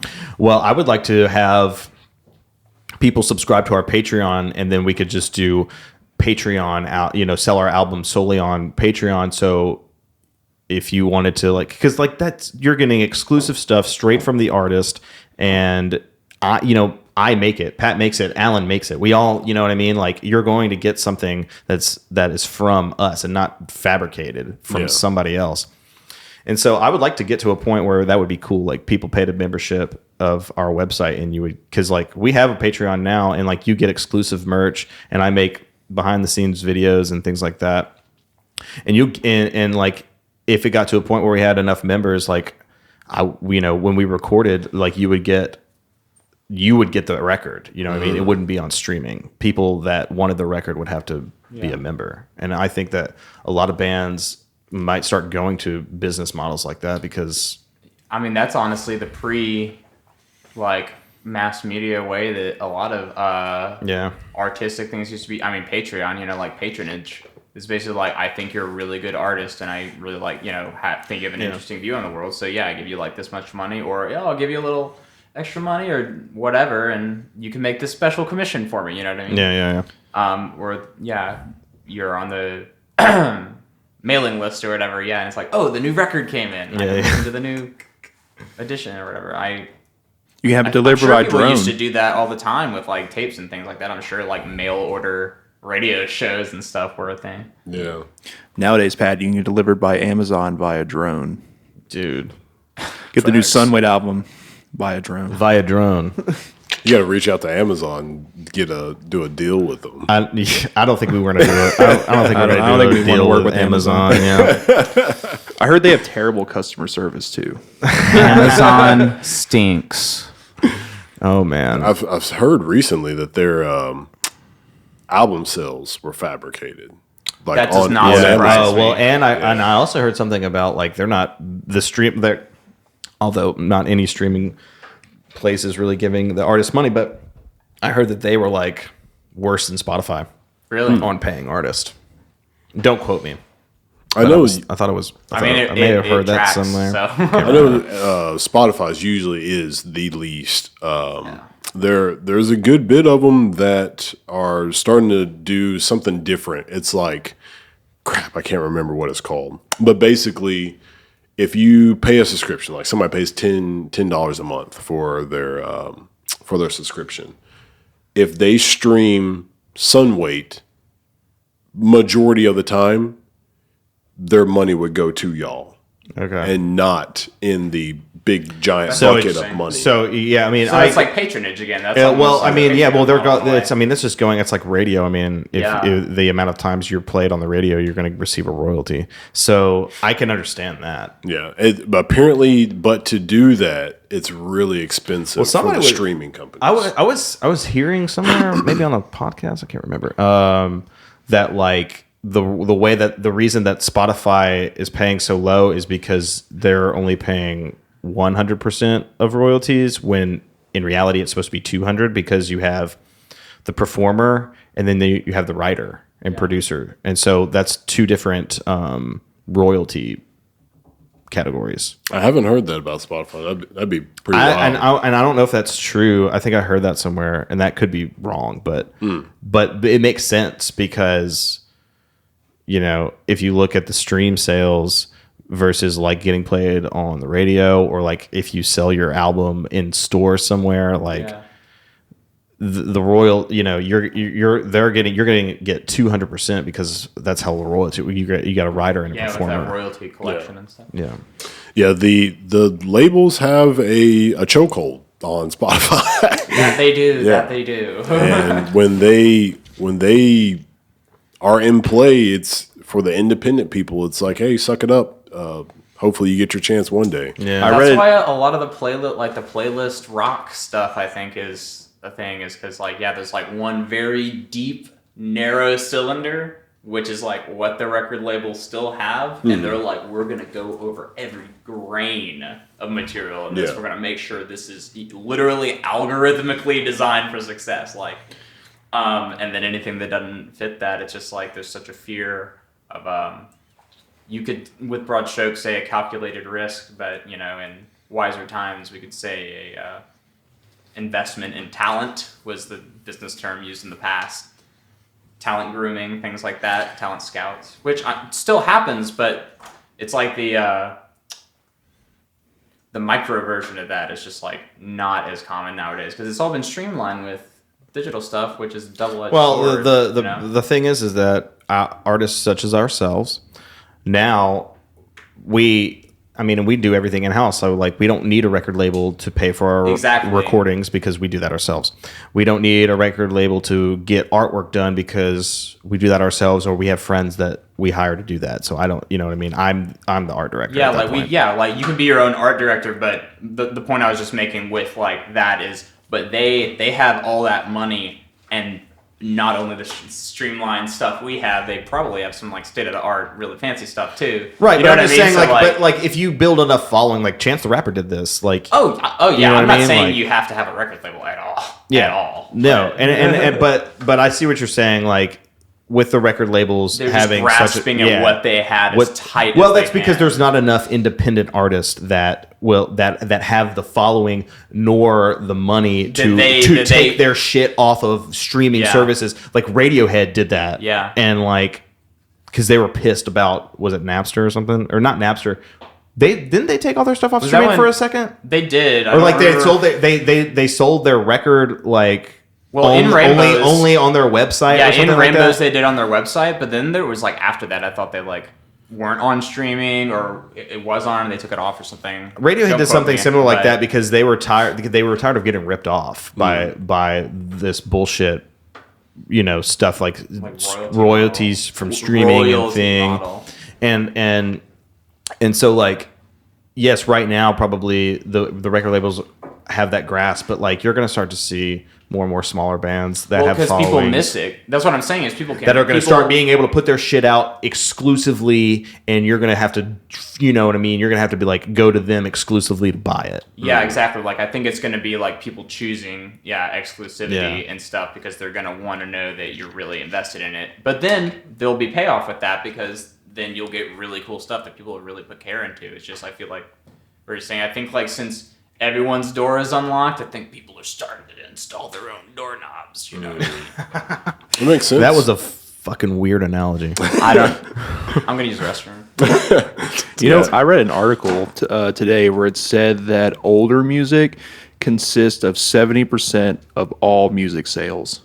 So stuff like Bruce Springsteen. Yeah, Neil I heard Young, about that. The Beatles. That's 70% of all the music revenue. I can believe it. And all the new artists get is just that little 30% that's left over. Because there's such a big conglomerate of, I mean, like, dude, you gotta think about the like, algorithm doesn't promote newness or anything like that. It wants to keep the same stuff. You said what? The algorithm. No, you said newness? Yeah, the newness. So like the new Oh, stuff. newness. Yeah. I thought you said noon. Sorry, Like 12 sorry. noon. the noons. I was like, You mustn't. who are these? But the stuff like newness just doesn't sell as well as an established brand. That's Yeah. because people don't want People don't want anything new. They want to feel comfortable. familiar, comfortable stuff. I mean, that's why that's why shit that Exactly. sounds like other shit sells so much more than shit that doesn't sound like other stuff. That's because people like what they like, and it's hard to get people out of that rhythm of what they like. Well, a lot of people just aren't searching for new music. Like it's not a big part of their life, and I get that. I think that's starting to change, though. I mean, and I know we're talking bad about Spotify with the streams and paying people, but like they also do help with if you're into a genre, like you'll find another band that's good. Like that, I've found a lot of good stuff on Spotify. Oh yeah, like YouTube and Spotify recommendations are always on point. Yeah. And so that's one good point. That's one aspect that's good, but like, I feel like if you love music, then you're always going to be searching for something that's cool. Yeah, exactly. But like that's not to say that like most of the people that buy music or whatever or have music on are just going to have it in the background, or or they're just playing music because they're driving in their car or cleaning the house, or it could be something like that. It's just all those older artists have all of this money behind them, and it just makes it difficult to, because and also you're competing against like the best songwriters of all time. Yeah. Have you seen these older artists selling their music? They sell in their catalogs. Yeah, for like $500 million or something. Oh yeah, crazy. well, they're selling them to like production companies. Bob Dylan did that. Selling Bruce to- Springsteen. I think Sony and Universal are gobbling up most of it. But yeah, Bruce, as you said, Bruce Springsteen. God, there was a female. Who was the first? Michael Jackson sold his stuff to Paul McCartney, right? No, Paul McCartney bought his Yeah. stuff from under him. Michael Jackson and Paul McCartney had a conversation before all of that, and Michael Jackson talked to him and said, "Hey, I want to buy the rights to my music back." And Paul was like, "Yeah, okay, yeah, I'll totally let you. You don't worry about it." Then Paul went and bought the shit right from under him at the auction. I'm like, Paul, you like what? Why'd you do that to him, Paul? Yeah, there was a female, like a famous female. I don't know. I don't think it was like Tina Turner or somebody, but it was somebody. She just recently sold her catalog. Is Tina Turner dead? I don't think so. Is Whitney Houston? No, I'm thinking of Whitney Houston. She's Oh dead. yeah. Whitney Houston's dead. Sorry, Tina. Jeez, okay. God, Isn't Tina Turner? I'm killing people on this podcast. Isn't Tina Turner from Memphis or like Mississippi? She's from Nutbush. Wow. Good Coming old in clutch with Coming the in old clutch. Mississippi girl. Straight from the bathroom into the podcast studio with the Nutbush reference. Schoolhouse, outhouse. I don't want to sing anymore. I don't want us to get copyright flagged. Copyright Nutbush flag. City Limits, I think is the name of the song. I'm sure they're going to copyright you singing Tina Turner. They're going to. That's going to be. Well, they took down Clever's Instagram. So Clever. Seriously, bro, hit me up. I'm gonna help you out with this. Hey, if this was Warner Brothers, wouldn't be shocked if they did. I'm sorry, Clever. It was Don't You'll mess see with the the, RIAA, y'all. the video game. There was some famous YouTuber who'd been playing like video game music, and he just got his entire page taken down. I'm talking that's like so whack. huge YouTuber. Oh, because of copyright. Yeah. Yeah. It was YouTube? It was Nintendo.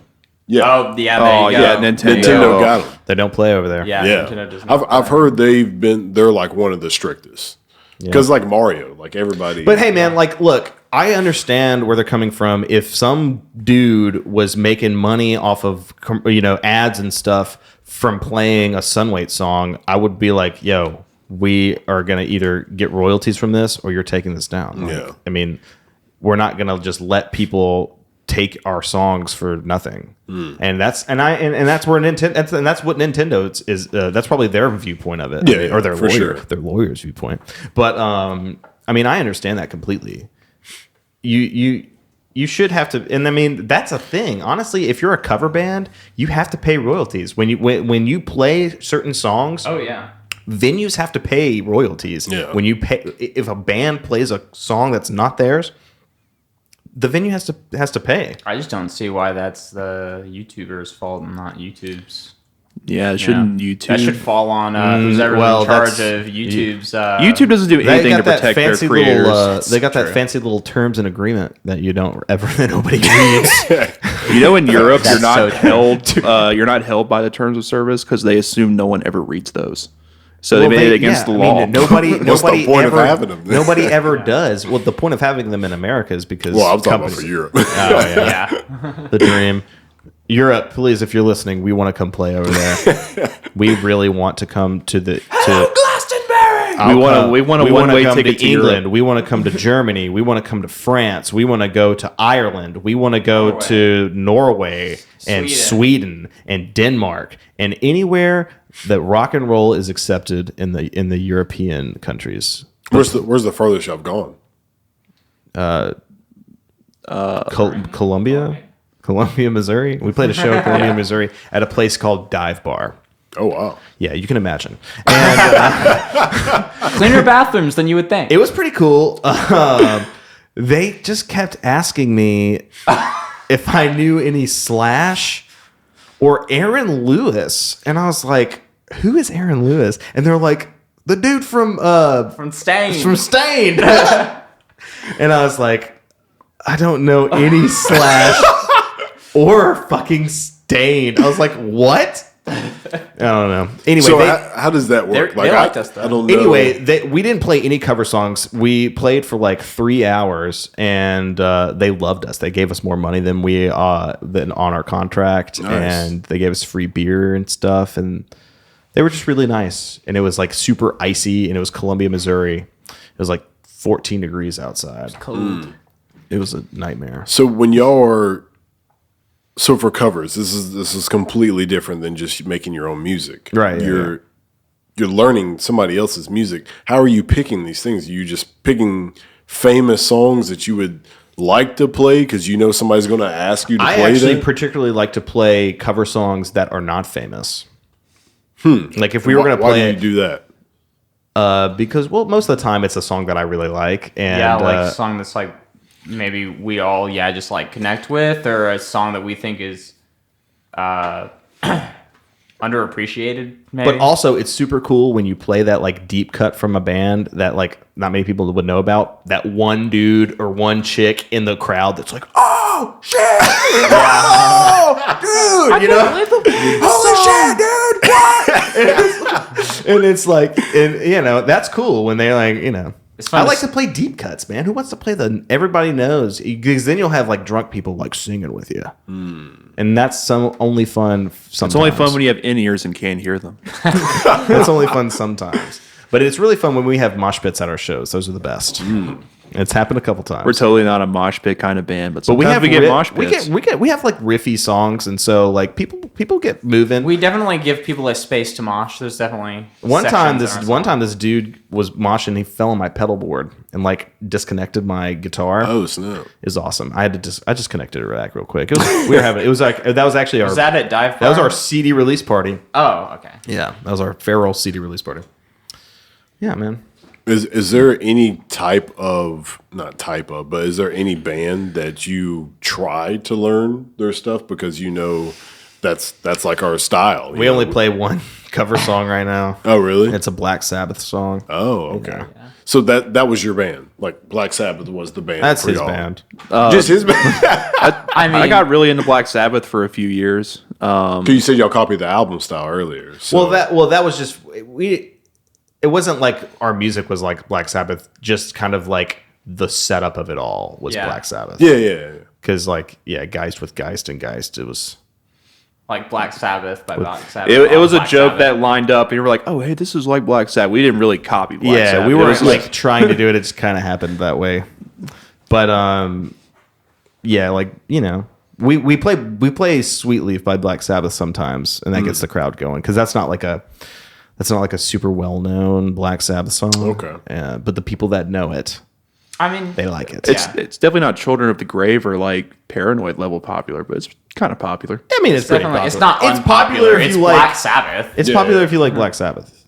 Yeah. I mean, it's not an unknown band. Like, Right. shit, If people you know if you Black don't know Sabbath. who Black Sabbath is, you're living under a rock. Do you think that living under a rock would be fun? Like, say that you dug a hole under the rock and the rock was like your roof. Do you think that So would you're be a like Patrick sustainable way Star? of living? Yeah, kind of like Patrick Star. I mean, if the rock was comfortable, I guess, and you had like a sofa and a TV, like Like Patrick.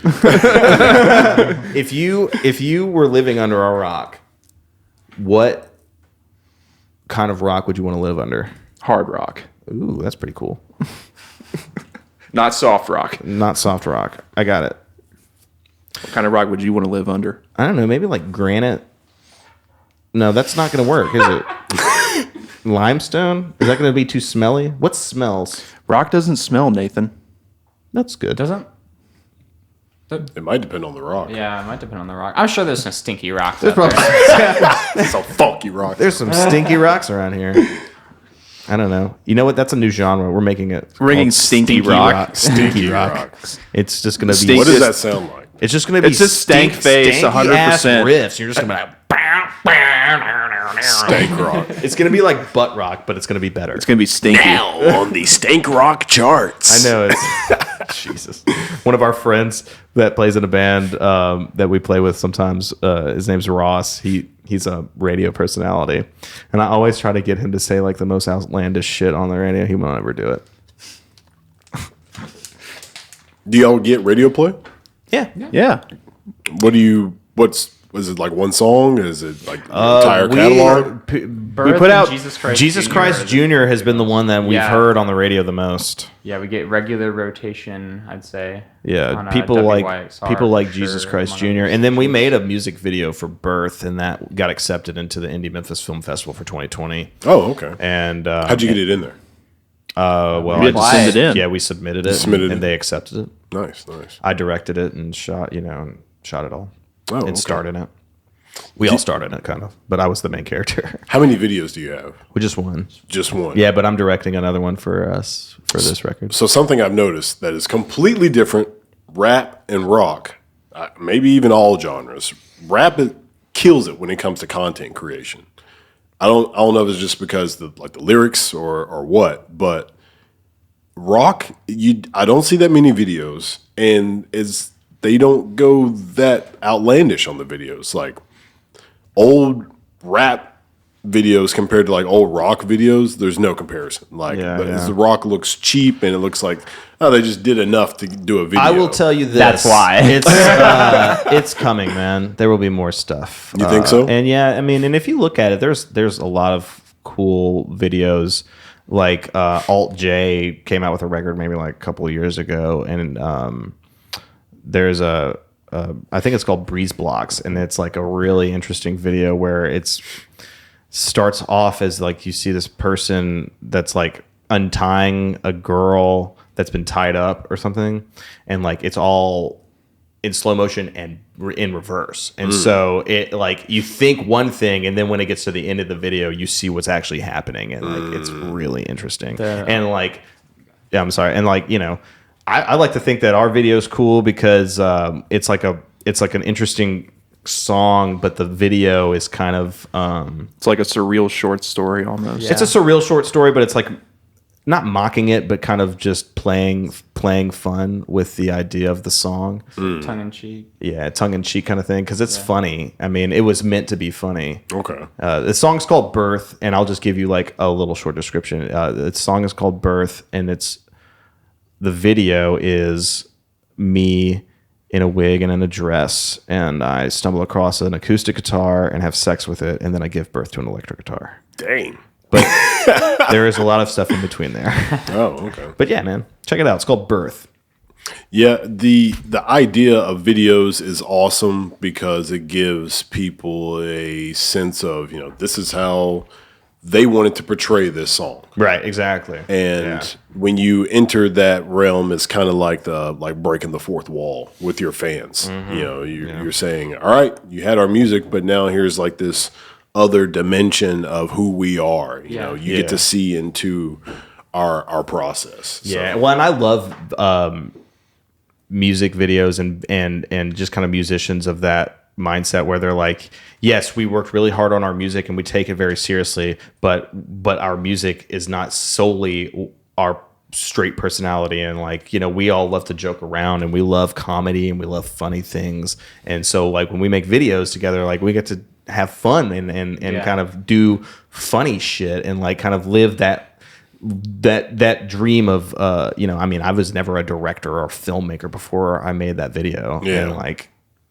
doing that kind of like, you know, you get to put your own little spin on having fun and making your friends dress up like a doctor to help you give birth to a guitar. Yeah, I had ketchup sprayed all over me. It's ketchup and barbecue sauce. While Nathan was giving birth, and then it cuts to me getting sprayed with ketchup. It's great. Oh man, God. And we edited. Yeah, no, man. We all worked really hard on that video. Everybody that shout out to Meredith Potter and Seth Fakin and Wes Flemons and Sweet Lou, his girlfriend. I sacrificed my guitar too. Well, yeah. Oh, That guitar. I got that thing for $20 though. The guitar. It didn't even have any pickups. Yeah, in the it. guitar didn't have took any them out. pickups. It was done. I don't think it even had a bridge on it. Nope. It's just a block of wood. It was just a piece of firewood. We did burn it. No, we didn't. I threw that shit in the trash. I threw it in the trash. No, I threw it away in the trash. I remember doing it. oh, What do you got to say to that, Pat? I remember doing it. We were literally on set, and I remember you were like, "Should we keep this guitar?" I thought we threw it at like your mom's house. That's where we were. That was the set. That was where set was. Yeah, it was Because then- upstairs. Yeah, then we're going down, and I had the ketchup covered guitar. yeah. Well, and all the sheets too. We had to like. Yeah. Dude, I had to. Oh, Like, there was, and it just smelled such like a janky ketchup set- the whole time. It was such a janky setup, dude. Like I God. filmed this in like the top half of my mother's house, my childhood house that I grew up in, and like I have all these sheets running around, and I'm like, okay, so like we have all Let's this just shit. watch it. Y'all have a iPhone? You can share play it to that or AirDrop air. But yeah, basically this is me. Like I'm running around in a dress and in a wig, like yelling at people, telling them what to do, what we got to do, like where we got to be, like certain things. Like Alan's dressed up in a doctor suit. I'm Dr. Wade. Dr. Wade. Like here, hold on. Oh wait, don't you have to be on the Wi-Fi for that? I don't think so. For the casting? Actually, you might do. I think you do. All right, I'll look at it. Yeah.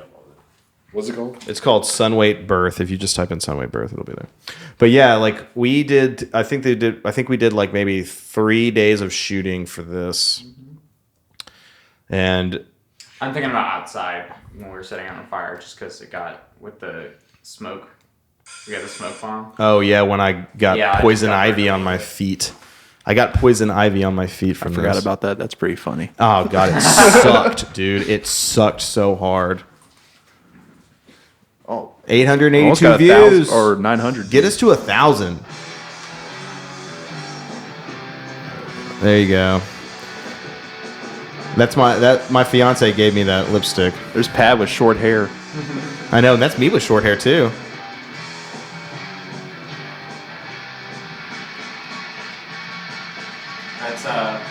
That's Five and Dime Recording. Yeah, that's Five and Dime Recording Studio in Shout out to Midtown. Harry. That's where you are? Awesome. That's where we did the band playing shots. Right there. That's a recording studio. Five and Dime Recording. It's very Conaditiotis. The Phenom. I also remember like it was so hot that day. Your feet were like burning whenever you touched the pavement. Yeah, my feet were burning like really really bad.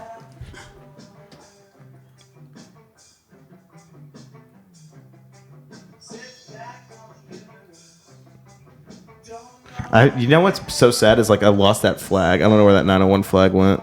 I love that flag, dude. Oh, dang. So that's tell- around here? After this is over, you should tell us what the song's about. We'll stop it. Okay, yeah, you can. Wait, so what do you want me to say? Tell us what the song's about, Nathan. Give us a little insight into your mind. This song. Oh my god. What is this song about? I don't know. It's about. Is it about literally giving birth? Yeah. I don't know. Okay. It's about. Yeah. It's It don't have to be about only one thing. It's either. about a bunch of different things. I was thinking about a lot of shit when I wrote that song. But yeah, basically it's about how when you're born, people will try to guide you into a certain way of living because that's how they think you should live or how they live, and that's how the only way that they've known, and they don't know any better. And that you should kind of just live your own life and your own experiences and kind of take advice from people, but don't take everything for heart. And so that's kind of like what this is about. And then also, yes, like about being in the womb and kind of coming out of comfort and being into chaos. I don't know. I was fucking in a weird state of mind when we were writing these songs. Sometimes those are the best ones. Yeah, man. Yeah. It was an okay time. Yeah, I did. What was that? Gosh, that Kid Cudi freaking documentary. Shoot, I can't remember the name of it. But did y'all see that by any chance? What's the name of it? The Moon Man or something? I can't remember. It might be that something like that. I haven't listened to it was on Kid Cudi Amazon lately.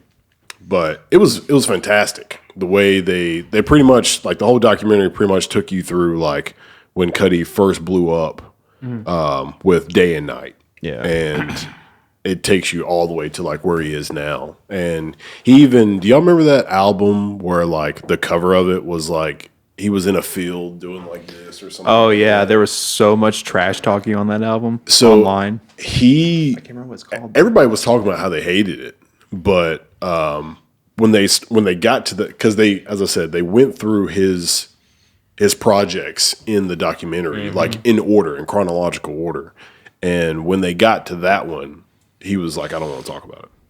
And they were like, what? And he was like, yeah, that was a really bad time in my life, and I don't want any questions on that. And then they just went to the next thing. we have songs like that we don't play anymore. Really? Yeah. Why is that? Because I don't want to. You just feel like is it because you feel like that's not who the band is anymore? No, or? it's the subject matter and the thought process behind writing that song. I don't like it, and I don't want to be in that state of mind. Have you ever thought about taking just the instrumentals of that and just adding different lyrics to it? No, it just wouldn't work out. It's done. What's done is done. I'd rather write a new song. Oh, okay. Yeah.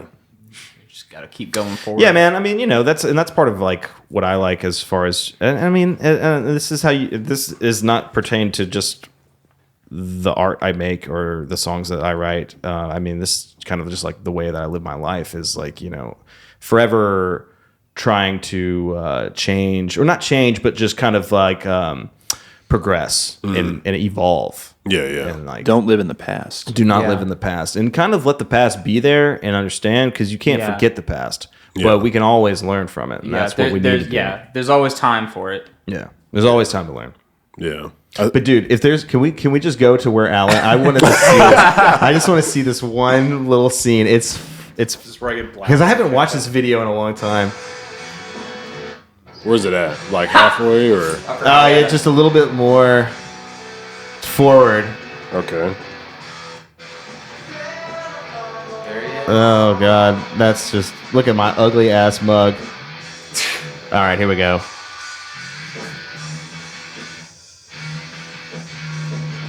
This is So crazy right here, video right now. that field has poison ivy all over it, and I got it on my bare feet. Oh snap! Yeah, it was not fun.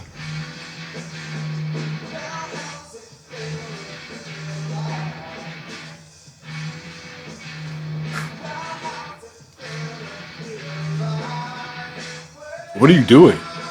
Were you looking for that? He was looking for trouble.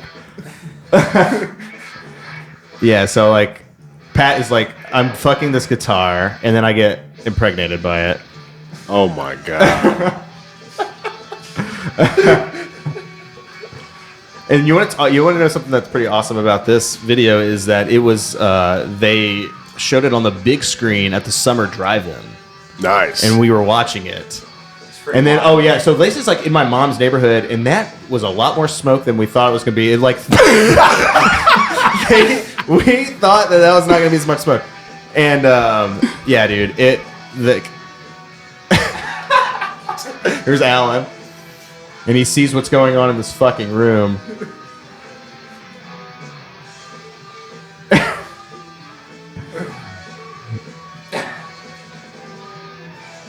For those of you who are not watching this and you're just listening, I completely apologize that you can't see this right now, but You're missing go out. to YouTube and watch this podcast, and then also watch the video There's itself. Mike Wilson, too. That's our producer, the guy on the right.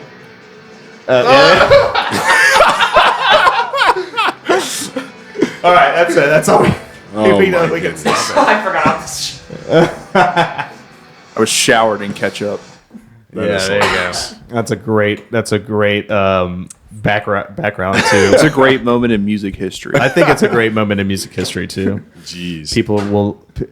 Thank you to Indie Memphis for accepting that. We didn't win. There was a lot of other good videos, but What was the category? a hometown music video? Yeah. Hometown music. I don't know. There was only a few of them. Not everybody got selected. I'm amazed we got selected. I'm amazed we got selected too. Do you But know we- how many thankful. submissions there were? Oh, there's probably like hundreds. Okay. Yeah, I think they only choose like 12 or something like that. Oh, dang. That's dope. Yeah, it was cool. It was sick. What do you think contributed to them picking it? Shit, There dude. probably wasn't another video like yeah, it. there probably. Yeah. I mean, You we think watched, just we watched being all the other different? ones. Yeah, this one was. I mean, You think just being different look got at you? it.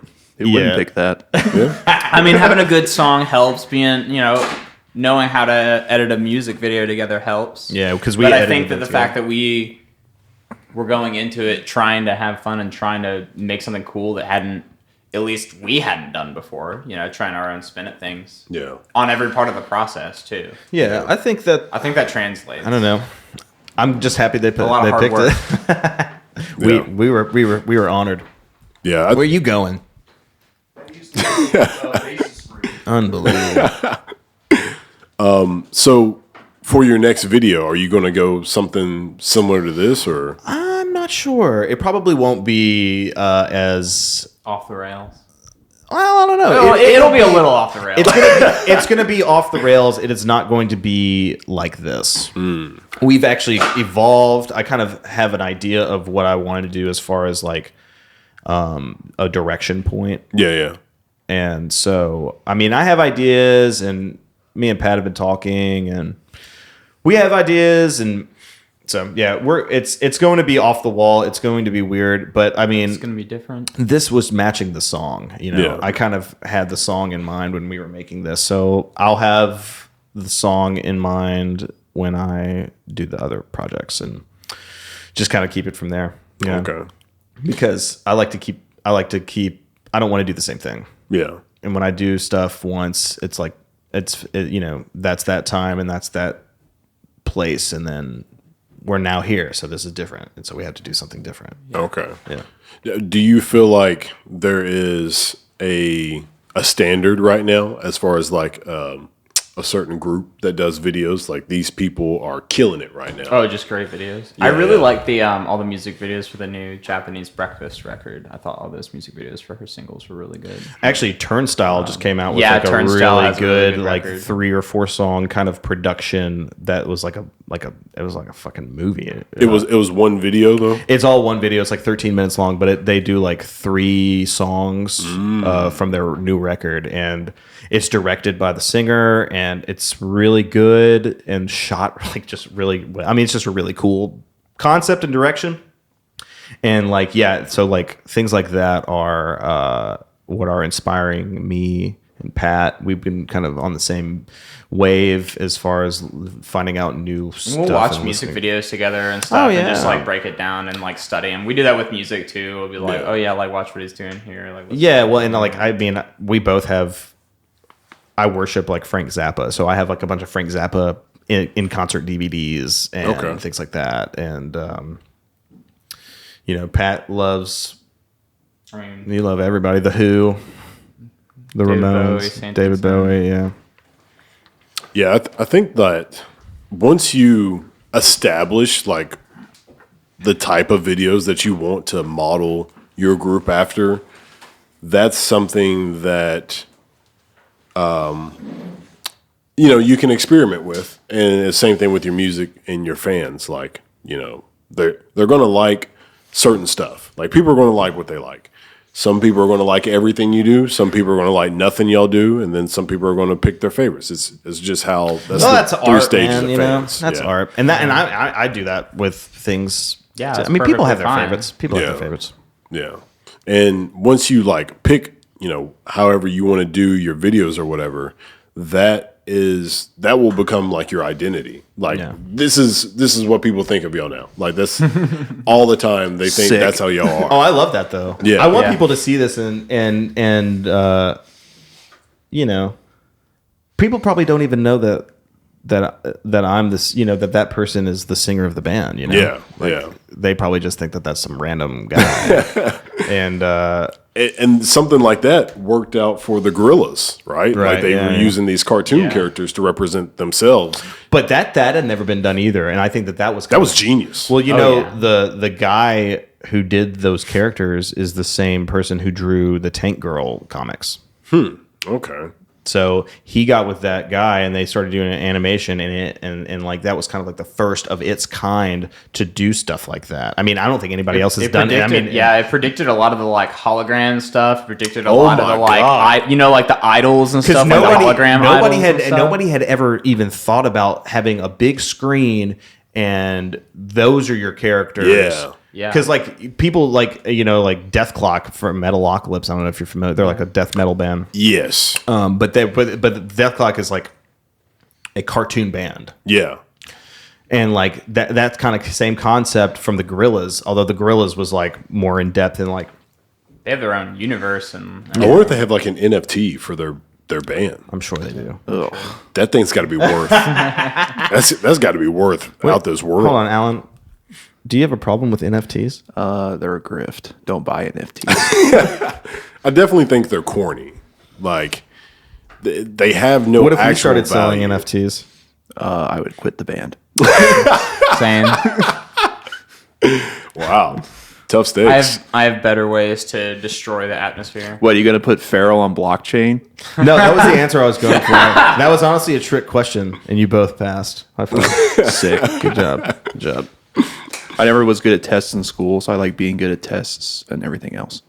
That's good. I do think Yeah. that like them doing that was a great way for people to familiarize themselves with who they are as people. Yeah, and as you said, like y'all want this to be how people view you. You know, that's probably, you know, obviously if people haven't seen you live in concert, this is what's in Yeah. their head now. You know what I mean? And like whenever you see 882 people have seen Oh it. yeah. yeah.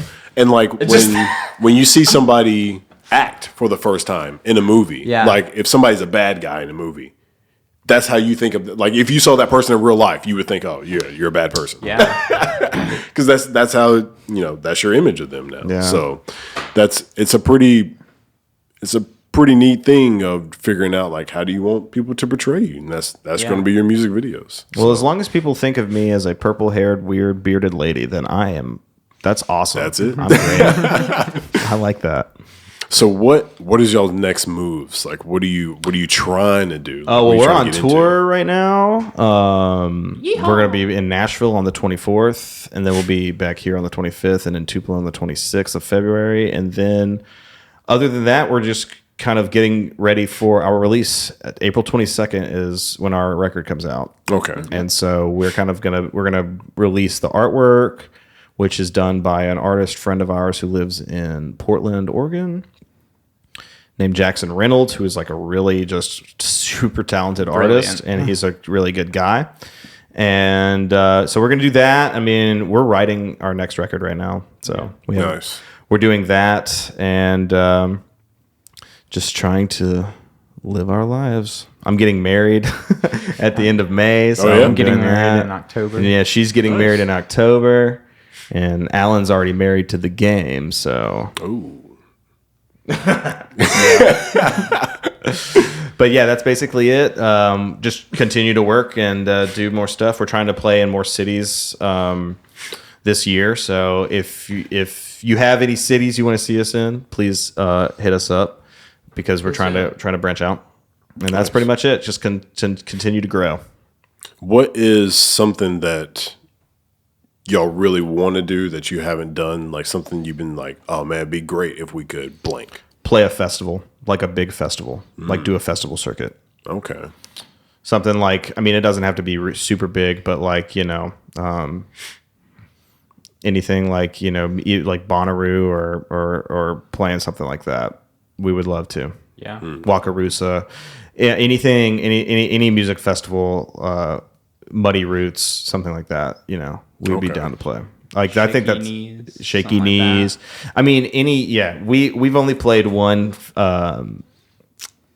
music festival kinda, and it was the Delta Fair. Okay. And it was awesome. That was an awesome. And it was set. awesome. And honestly, a lot of people showed up. It was cool, and we sold some merch, and that was a good time, and it helped us out a lot. And we want to do more stuff like that. Okay. Yeah.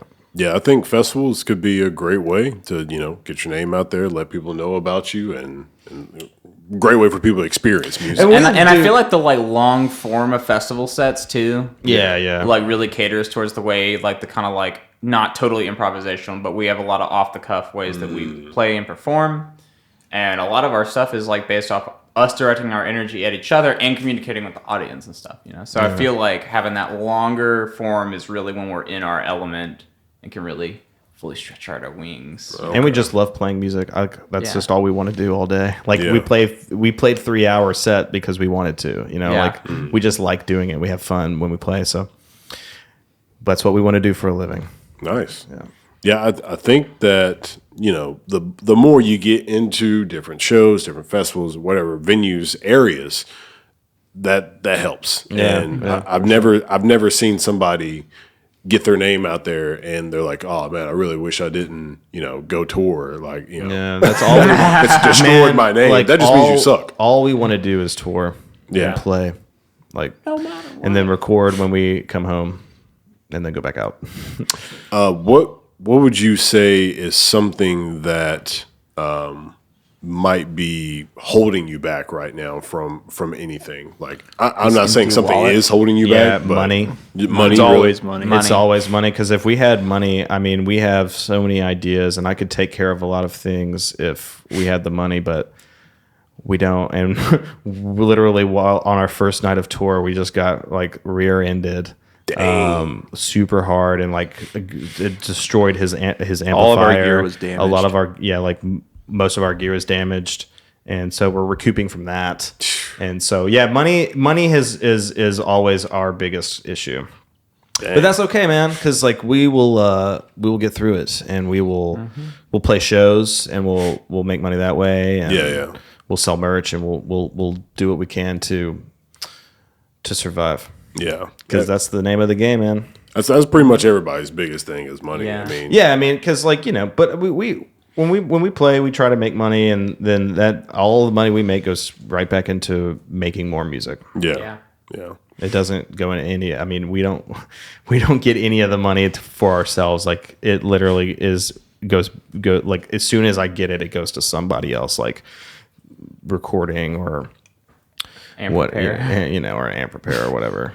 we got a lot of love and support from people that helped us out from this wreck. So we're very fortunate and grateful to have a support system and fans and friends and family that want to see us keep going. So That's awesome. we're gonna continue to do it as much as we can.